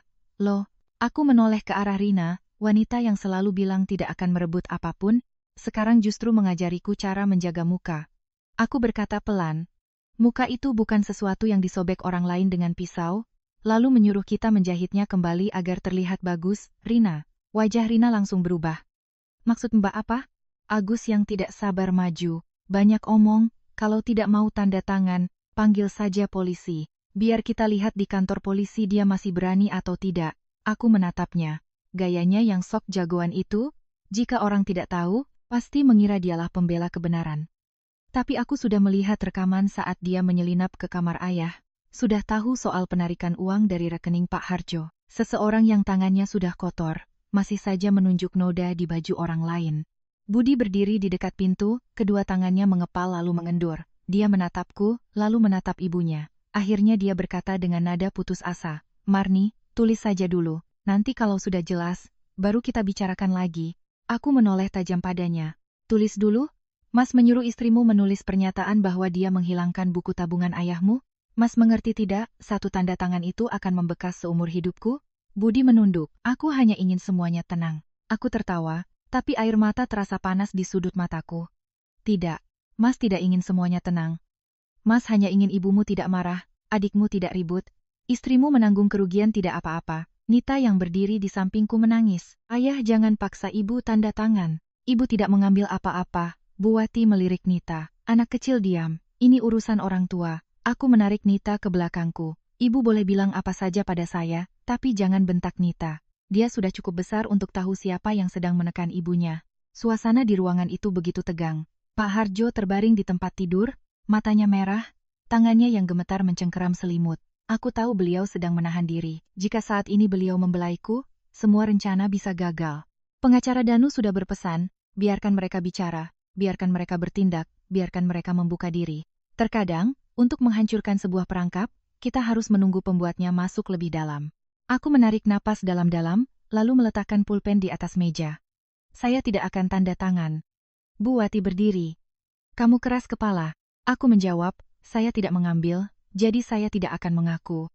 Ibu mau panggil polisi, silakan. Ibu mau mengusir saya, silakan. Tapi saya tidak akan menulis sendiri kata pencuri di atas kepala saya. Agus tertawa sinis. Pergi ya pergi saja. Jangan besok-besok kembali menangis. Aku menatapnya dan berkata perlahan, kamu tenang saja. Saya bisa pergi dengan kaki saya juga akan bisa kembali dengan harga diri saya. Kalimat itu membuat Agus terdiam. Bu Wati begitu marah hingga bibirnya gemetar. Rina menarik tangan ibunya, berpura-pura menenangkan. Sudah Bu, biarkan dia pergi dulu biar tenang. Orang benar tidak ada yang perlu ditakutkan. Aku tidak bicara lagi. Kuajak Nita ke kamar. Kamar kami yang kecil selama bertahun-tahun tidak punya barang berharga. Sebuah lemari plastik, beberapa setel pakaian, buku-buku Nita, dan kotak jahitku.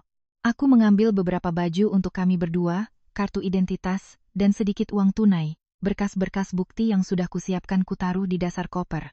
Foto draft surat kuasa, USB berisi rekaman CCTV, catatan, dan salinan di ponsel. Buku tabungan Pak Harjo masih ada di dalam tas kain perlengkapan jahitku. Nita diam-diam membuka lemari, mengambil gaun putih yang dibelinya untuk ke Bali. Dia memeluknya, matanya kembali memerah. Aku melihatnya, hatiku perih. Sebuah gaun yang belum sempat dipakai, kini menjadi saksi bisu hari-hari kami disingkirkan dari kata keluarga. Saat kami menyeret koper menuruni tangga, Budi berdiri di bawah. Dia melangkah seolah ingin menahanku, tapi kemudian berhenti. Aku menatapnya, menunggu untuk terakhir kalinya. Cukup satu kalimat, Marni, aku percaya padamu. Ibu salah. Cukup itu, mungkin hatiku masih punya sedikit celah. Tapi dia hanya berkata, kalian mau kemana malam-malam begini? Aku menjawab, ke tempat di mana tidak ada yang memaksa kami menandatangani surat pengakuan dosa. Bibirnya bergerak. Sudah malam, besok saja perginya. Bagi Mas, semua bisa besok. Bagi saya, sudah tidak ada hari lagi untuk menunggu. Selesai bicara, kuajak Nita melangkah keluar gerbang. Langit gelap, angin membawa bau tanah basah dari selokan di belakang rumah. Bu Tati, penjual es campur, melihat kami menarik koper dan berlari menghampiri. Marni, malam-malam begini mau kemana? Aku memaksakan senyum. Saya mau menginap di toko beberapa hari, Bu. Beliau melihat mataku yang bengkak, melihat Nita memeluk gaun putih, lalu menatap ke arah rumah keluarga Harjo yang terang benderang. Beliau tidak bertanya lagi, hanya memegang tanganku. Kalau ada apa-apa, panggil ibu. Jadi perempuan, apalagi membesarkan anak sendiri, jangan terlalu takut sampai mau dirugikan terus. Aku mengangguk, kalimat dari tetangga sederhana itu terasa lebih hangat dari rumah yang kutempati selama 19 tahun. Malam itu, toko jahit menjadi tempat tidur kami. Aku menggelar tikar, menjadikan koper sebagai bantal untuk Nita. Bau kain, kapur jahit, dan setrika tua yang akrab menyelimuti kami. Nita berbaring menghadap dinding, gaun putih masih dalam pelukannya. Cukup lama kemudian, dia berkata sangat pelan, Bu, aku tidak menyesal tidak jadi pergi, aku hanya menyesal ayah tidak membela ibu. Aku berbaring di sampingnya, memeluknya. Kalimat itu lebih menyakitkan dari semua caci maki Bu Wati. Karena orang dewasa mungkin sudah terbiasa menahan diri, tapi anak-anak melihat segalanya dengan mata yang jernih. Mereka tahu persis siapa yang menyakiti ibu mereka. Aku mengelus rambutnya, berbisik, maafkan ibu ya, sudah membiarkanmu melihat semua ini. Nita menggeleng, menyembunyikan wajahnya di bahuku. Ibu jangan minta maaf, ibu tidak salah. Mendengar ucapan anakku, air mataku akhirnya jatuh. Tapi malam itu aku menangis bukan karena lemah. Aku menangis untuk membersihkan sisa-sisa kepedihan terakhir. Mulai besok, aku harus lebih kuat. Bukan hanya untuk diriku, tapi untuk putriku, untuk ayah mertuaku, dan untuk harga diri yang dikira keluarga Harjo bisa mereka injak-injak lalu menyuruhku diam. Di luar, suara kendaraan mulai sepi, Di dalam toko jahit kecil di bawah lampu kuning, aku memeluk putriku, tertidur dengan gelisah di antara gulungan-gulungan kain. Aku tidak tahu seberapa berat hari-hari ke depan, tapi aku tahu satu hal, aku meninggalkan rumah itu bukan karena kalah. Aku pergi untuk menyelamatkan sisa harga diri terakhir sebelum kembali menuntut kebenaran. Pagi tanggal 6 Mei, aku membuka mata saat langit baru saja terang. Nita masih tidur, tangannya masih memegang ujung gaun putihnya. Perlahan kulepaskan tangannya, kuselimuti, lalu aku duduk. Punggungku sakit karena tidur di lantai, tapi hatiku anehnya tidak lagi panik seperti semalam. Aku mencuci muka dengan air dingin di belakang toko, mengikat rambut, lalu membuka pintu. Pasar kecamatan setelah libur mulai ramai kembali. Suara orang tawar-menawar, suara motor, suara pisau memotong daging di lapak sebelah. Kehidupan di luar sana terus berjalan, meskipun hatiku baru saja melewati satu malam terusir dari rumah. Sekitar jam 8, Bu Tati berlari ke toko. Belum sempat duduk, beliau sudah berkata, "Marni, di rumah mertuamu ada kejadian besar." Aku meletakkan gunting. "Ada apa, Bu?" Beliau merendahkan suara. "Ada bapak-bapak naik mobil pikap datang sama 2 orang lagi, bawa surat-surat, mencari Agus, katanya sudah kasih uang muka beli tanah, janji hari ini lihat surat kuasa." Ibu mertuamu mukanya pucat sekali. Mendengar itu jantungku berdebar kencang. Pak Haryo sudah datang tepat waktu. Aku menyuruh Nita tetap di toko, lalu segera menelepon pengacara Danu. Setelah mendengar ceritaku, dia hanya berpesan singkat, "Ibu jangan buru-buru ke sana. Biarkan mereka membuka diri lebih jauh. Kalau Mas Budi atau keluarganya mencari ibu, ibu cukup bertanya. Jangan serahkan apa-apa, jangan mengaku salah, jangan tanda tangan." Aku menjawab, "Saya mengerti, tapi mengerti adalah satu hal, duduk diam adalah hal lain." Aku berdiri di depan toko, menatap ke arah jalan menuju rumah keluarga Harjo, hatiku gelisah. Di sana ada ayah mertuaku. Aku takut Buwati dan Agus yang panik akan bertindak nekat padanya. Hampir jam 10, Budi muncul. Dia datang dengan motor, berhenti di depan toko, wajahnya kuyu. Mungkin di rumah sudah terjadi keributan besar. Dia masuk, melihat Nita, lalu menatapku. "Marni, pulanglah." Aku tidak mempersilakannya duduk. "Pulang untuk apa?" Dia menghela napas. "Ibu sedang marah. Pak Haryo datang menagih surat-surat. Agus panik. Kamu pulang, kita bicarakan baik-baik. Kalau begini terus, tidak enak dilihat orang." Aku tersenyum kecut. Saat ibumu menuduhku mencuri, saat adikmu menyebutku orang luar, saat Mas bilang, kalau tidak sengaja mengambil, kembalikan saja. Apa ada yang peduli tidak enak dilihat orang? Budi terdiam. Dia melirik Nita, segan karena anaknya mendengar. Tapi aku tidak menghindar lagi. Ada hal-hal yang semakin disembunyikan orang tua, semakin menyakiti anak, karena mereka tidak mengerti mengapa ibu mereka harus menderita. Dia berkata pelan, "Kemarin Mas panik. Mas tidak berpikir kamu benar-benar mengambil, tapi Mas tetap bicara seolah saya yang mengambil." Budi menunduk. Aku menarik kursi, duduk di hadapannya. "Mas datang menjemput istri dan anak, atau datang mengambil buku tabungan untuk ibumu?" Wajah Budi memucat. "Kamu bicara apa?" Pertanyaanku jelas. "Mas datang karena khawatir pada kami?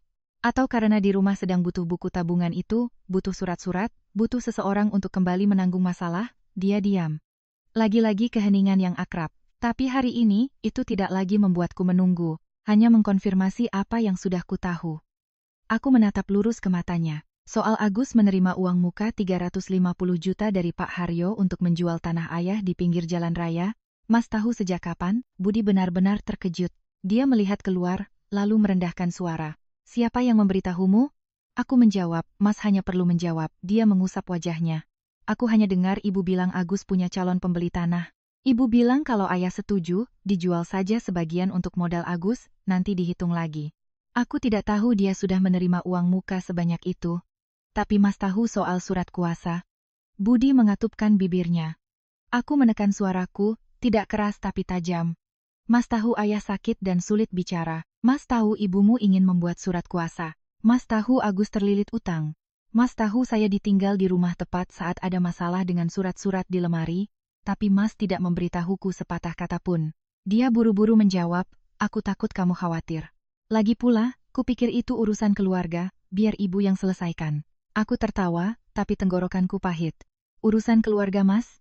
Jadi selama 19 tahun ini aku ini apa? Orang yang memasak saat selamatan, yang merawat ayahmu, yang melahirkan anak untukmu.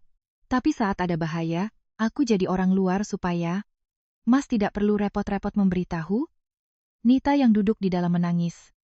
Aku mendengar isakannya. Hatiku perih.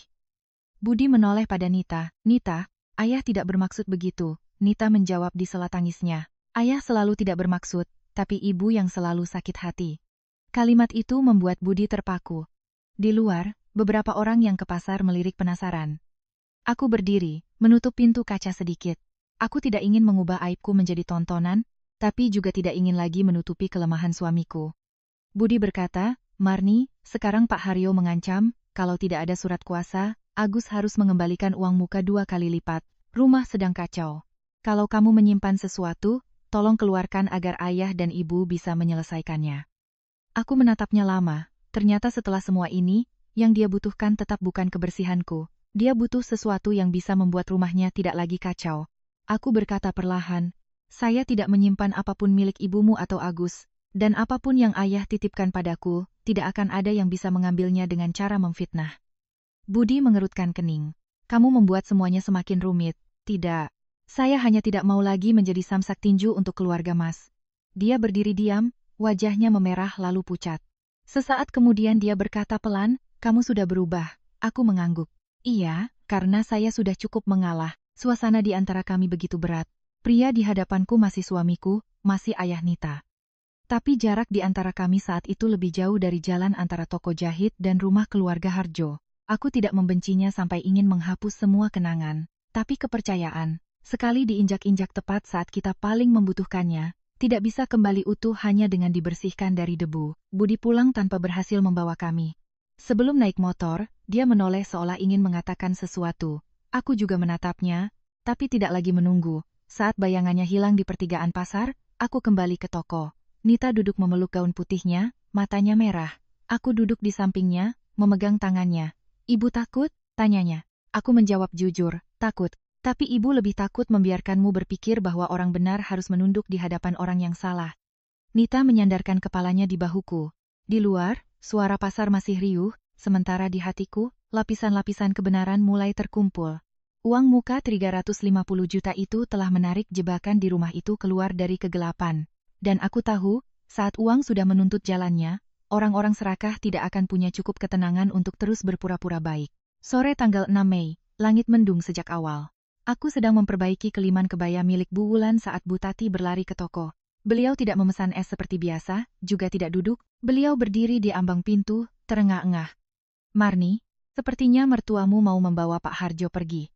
Tanganku berhenti di atas mesin jahit. Pergi kemana, Bu?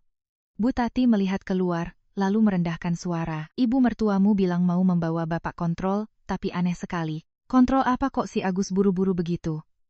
Bu Wati juga bawa setumpuk kertas. Ibu dengar samar-samar, katanya harus selesai hari ini, kalau tidak Pak Haryo akan bertindak. Darah di tubuhku serasa membeku. Aku meletakkan gunting dan bertanya, Bapak ada bilang apa, Bu? Beliau melihat ke arah ibu, bibirnya terus bergerak. Ibu lihat matanya terus melirik ke gerbang, seperti mau memberi isyarat. Ibu curiga ada apa-apa, makanya langsung lari ke sini. Aku memegang tangan Bu Tati. Terima kasih, Bu. Jangan bilang siapa-siapa ibu yang memberitahu saya. Beliau mengangguk. Ibu tahu. Hati-hati ya. Keluarga kalau sudah urusan tanah dan uang, kadang saudara kandung bisa jadi orang lain. Aku segera menelepon pengacara Danu. Mendengar ceritaku, dia berkata singkat, kirimkan alamatnya. Bu, saya sedang di dekat kabupaten, akan segera ke sana. Ibu jangan masuk sendirian. Aku berpesan pada Nita untuk tetap di toko, kunci pintu, dan jika ada yang bertanya, bilang saja ibu sedang mengantar pesanan. Anak itu menarik tanganku dengan cemas. Ibu tidak apa-apa, aku mengelus rambutnya. Ibu pergi dengan Pak Danu, tidak apa-apa. Kamu di sini, jangan telepon ayahmu saat ini. Nita mengangguk, tapi matanya memerah. Aku tahu dia takut. Aku juga takut, tapi jika hari ini aku terlambat satu langkah, mungkin kap jempol ayah mertuaku akan dipaksakan di atas kertas yang tidak dikehendakinya. Pengacara Danu datang dengan cepat, bersama Pak Santoso. Pak Santoso usianya sudah 70-an, tubuhnya kurus, tapi matanya masih tajam. Begitu bertemu denganku, beliau berkata, Pak Harjo sudah lama meminta saya mengawasi masalah ini. Hari ini mungkin mereka sudah kehabisan akal, jadi nekat. Kami tidak langsung ke rumah keluarga Harjo. Pengacara Danu bilang harus dengan cara yang benar, tidak ribut, agar tidak dituduh membuat onar. Pak Santoso menelepon seorang kenalannya di dekat klinik swasta yang sering didatangi Bu Wati. Orang itu mengabarkan, mobil Agus baru saja membawa Pak Harjo ke sana. Saat kami tiba, Aku berdiri bersembunyi di balik pohon di seberang jalan. Melalui kaca, kulihat ayah mertua duduk di kursi roda, punggungnya sedikit membungkuk, wajahnya sangat lelah. Buati berdiri di sampingnya, memegang map berisi dokumen. Agus mondar-mandir, terus melihat ponsel. Pemandangan itu, jika dilihat sekilas, seperti anak-anak yang membawa ayahnya berobat. Tapi aku tahu, di dalam map itu bukan hanya ada resep dokter. Sesaat kemudian, mereka membawa Pak Harjo ke sebuah warung kopi sepi di samping klinik, mungkin menunggu seseorang. Pengacara Danu memberiku isyarat untuk berdiri di jarak yang cukup untuk mendengar, sementara dia dan Pak Santoso duduk di meja belakang, menyalakan perekam suara di ponsel yang diletakkan terbalik di atas meja. Di tempat umum, mereka bicara cukup keras. Setiap kalimat masuk ke telingaku dengan jelas. Agus bicara lebih dulu, suaranya tidak sabar. Ibu harus cepat. Pak Haryo bilang besok sore kalau tidak ada suratnya, aku harus kembalikan uang 2 kali lipat. Dari mana aku dapat uang 1 miliar lebih? Bu Wati membentak pelan. Kamu kira ibu tidak pusing? Tapi ayahmu itu terus menatap ibu seolah tahu segalanya. Ibu jadi takut. Agus merendahkan suara, tapi masih terdengar. Ayah kan sekarang lemah, tahu apa lagi. Ibu bilang saja ayah cap jempol di surat kuasa untuk ibu, lalu kita jual tanah di pinggir jalan raya itu. Bayar uang muka, bayar utangku dulu. Sisanya nanti kita bicarakan lagi. Di seberang jalan, kuku-kukuku menancap di telapak tanganku. Ayah mertuaku duduk beberapa langkah dari mereka, matanya menatap lantai, tangan kirinya gemetar di atas paha. Aku ingin sekali berlari dan menariknya pergi, tapi pengacara Danu sudah berpesan untuk membiarkan mereka bicara sampai selesai. Bu Wati menghela napas. Si Marni itu juga, entah apa yang dia simpan. Sejak mengusirnya, ibu jadi tidak tenang. Agus tertawa sinis. Dia itu cuma penjahit di pasar, tahu apa? Tuduh saja dia mengambil buku tabungan. Semakin dia melawan, semakin kelihatan bersalah. Mas Budi juga tidak akan berani membelanya. Mendengar itu, mataku berkaca-kaca. Bukan karena kaget, tapi karena sakit. Mereka bukan hanya ingin mengambil tanah Pak Harjo, mereka juga sudah merencanakan untuk menggunakan harga diriku sebagai tameng. Bu Wati melanjutkan, suaranya lebih dingin. Iya, yang penting surat kuasa ini selesai dulu. Kalau dia tidak mau kembali dan mengaku salah, biarkan saja pergi. Rumah ini tidak kekurangan menantu. Aku menggigit bibirku kuat-kuat. Wanita yang kupanggil ibu selama 19 tahun, ternyata di hatinya, aku tak lebih dari baju bekas. Tidak suka, tinggal dibuang. Tepat saat itu, seorang pria parubaya membawa tas kulit datang. Belum sempat dia duduk, pengacara Danu sudah berdiri dan berjalan menghampiri. Suaranya tenang tapi sangat jelas. Permisi, saya pengacara Danu Wijaya, kuasa hukum dari Bapak Harjo Wibisono. Semua dokumen yang berkaitan dengan kuasa dan pengalihan aset milik Bapak Harjo mulai sekarang harus melalui pemeriksaan kesadaran, kehendak bebas, dan prosedur hukum yang berlaku. Bu Wati terpaku. Agus menoleh, wajahnya merah padam. Anda siapa ikut campur urusan keluarga saya? Pak Santoso maju, mengetukkan tongkatnya ke lantai. Aku teman ayahmu, dan aku sudah dengar semuanya, Gus. Wajah Agus memucat. Bu Wati melihatku berdiri di belakang dan bibirnya gemetar.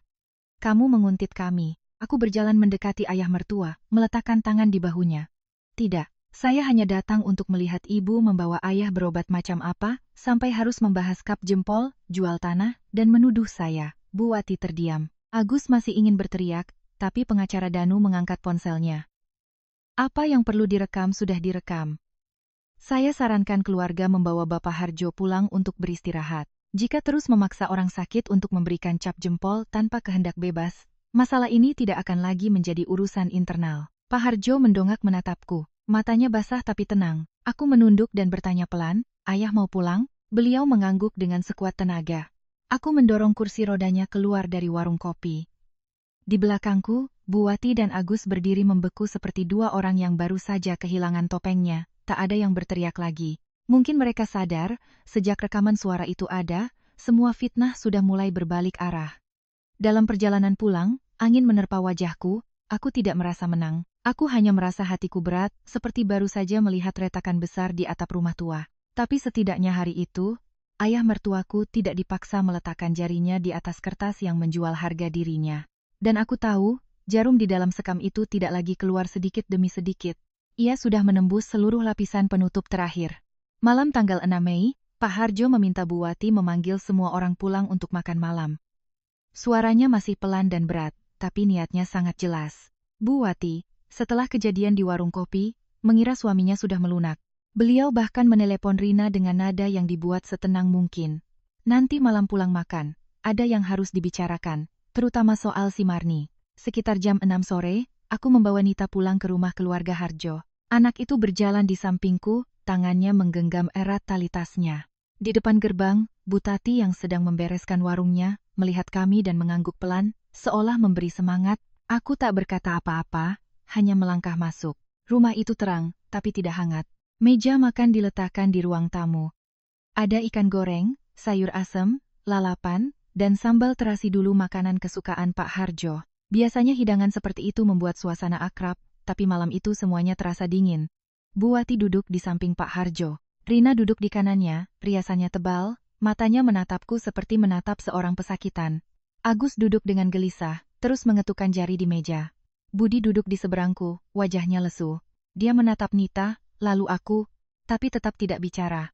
Pak Harjo duduk di kursi rodanya, punggungnya sedikit membungkuk. Jika tidak tahu apa yang terjadi, orang akan mengira beliau hanyalah orang sakit yang dijadikan saksi dalam rapat keluarga. Bu Wati yang memulai. Beliau meletakkan sendok dan menatapku. Hari ini semua sudah kumpul. Marni, bicara yang jelas. Buku tabungan ayah kamu simpan di lemari. Kami semua pergi, kamu di rumah. Sekarang hilang, kamu mau diam saja? Aku menjawab, sudah saya bilang. Saya tidak mencuri. Rina tertawa sinis. Mbak ngomongnya enteng sekali. Tidak diambil kok bisa jalan sendiri? Kalau miskin ya bilang miskin, keluarga ini kan tidak pelit. Tapi kalau miskin sampai menyentuh uang orang tua, itu memalukan. Nita meremas tanganku di bawah meja. Kuelus tangannya, memberi isyarat agar diam. Agus menggebrak meja dengan sumpitnya. Bu, tidak usah banyak omong. Panggil polisi saja. Orang luar masuk ke rumah kita belasan tahun. Kita terlalu percaya sampai begini jadinya. Aku mendongak, menatap lurus ke arah Agus. Kamu boleh sebut saya orang luar. Tapi orang luar ini yang merawat ayahmu selama 3 tahun. Kamu, anak kandungnya, selama 3 tahun itu berapa kali memasak untuk ayah? Wajah Agus memerah. Jangan mengalihkan pembicaraan. Bu Wati membentak, cukup. Jangan bawa-bawa soal merawat. Jadi menantu, merawat mertua itu kewajiban. Aku mengangguk, kalau begitu, jadi anak kandung, kewajibannya apa Bu? Kalimat itu membuat meja makan hening sejenak. Budi memanggil pelan, Marni, aku menoleh padanya. Mas biarkan saya bicara. 19 tahun saya sudah cukup diam. Bu Wati mengeluarkan selembar kertas dari tasnya, meletakkannya di hadapanku. Aku langsung tahu, isinya masih sama, memaksaku menandatangani surat pernyataan untuk pergi dari rumah. Di sampingnya ada draft surat kuasa yang sudah disiapkan. Informasi Pak Harjo sudah diisi hampir lengkap, beliau berkata, kamu tanda tangani suratmu dulu, urusan surat Bapak, biar ibu yang urus, rumah ini tidak bisa terus-terusan kamu buat ribut. Belum sempat aku menjawab, beliau sudah menoleh ke Pak Harjo, suaranya melembut. Bapak cap jempol di sini, ya. Biar ibu yang urus aset Bapak, supaya tidak diincar orang luar, Bapak sakit, jangan banyak pikiran. Selesai bicara, beliau menarik tangan kiri Pak Harjo ke arah bantalan stempel merah. Aku menahan napas. Rina duduk tegak, matanya berbinar. Agus berhenti mengetukkan jari, menatap lekat-lekat jari ayahnya. Budi setengah berdiri, tapi kemudian terpaku. Ruangan itu begitu sunyi hingga suara kipas angin di atas terdengar jelas.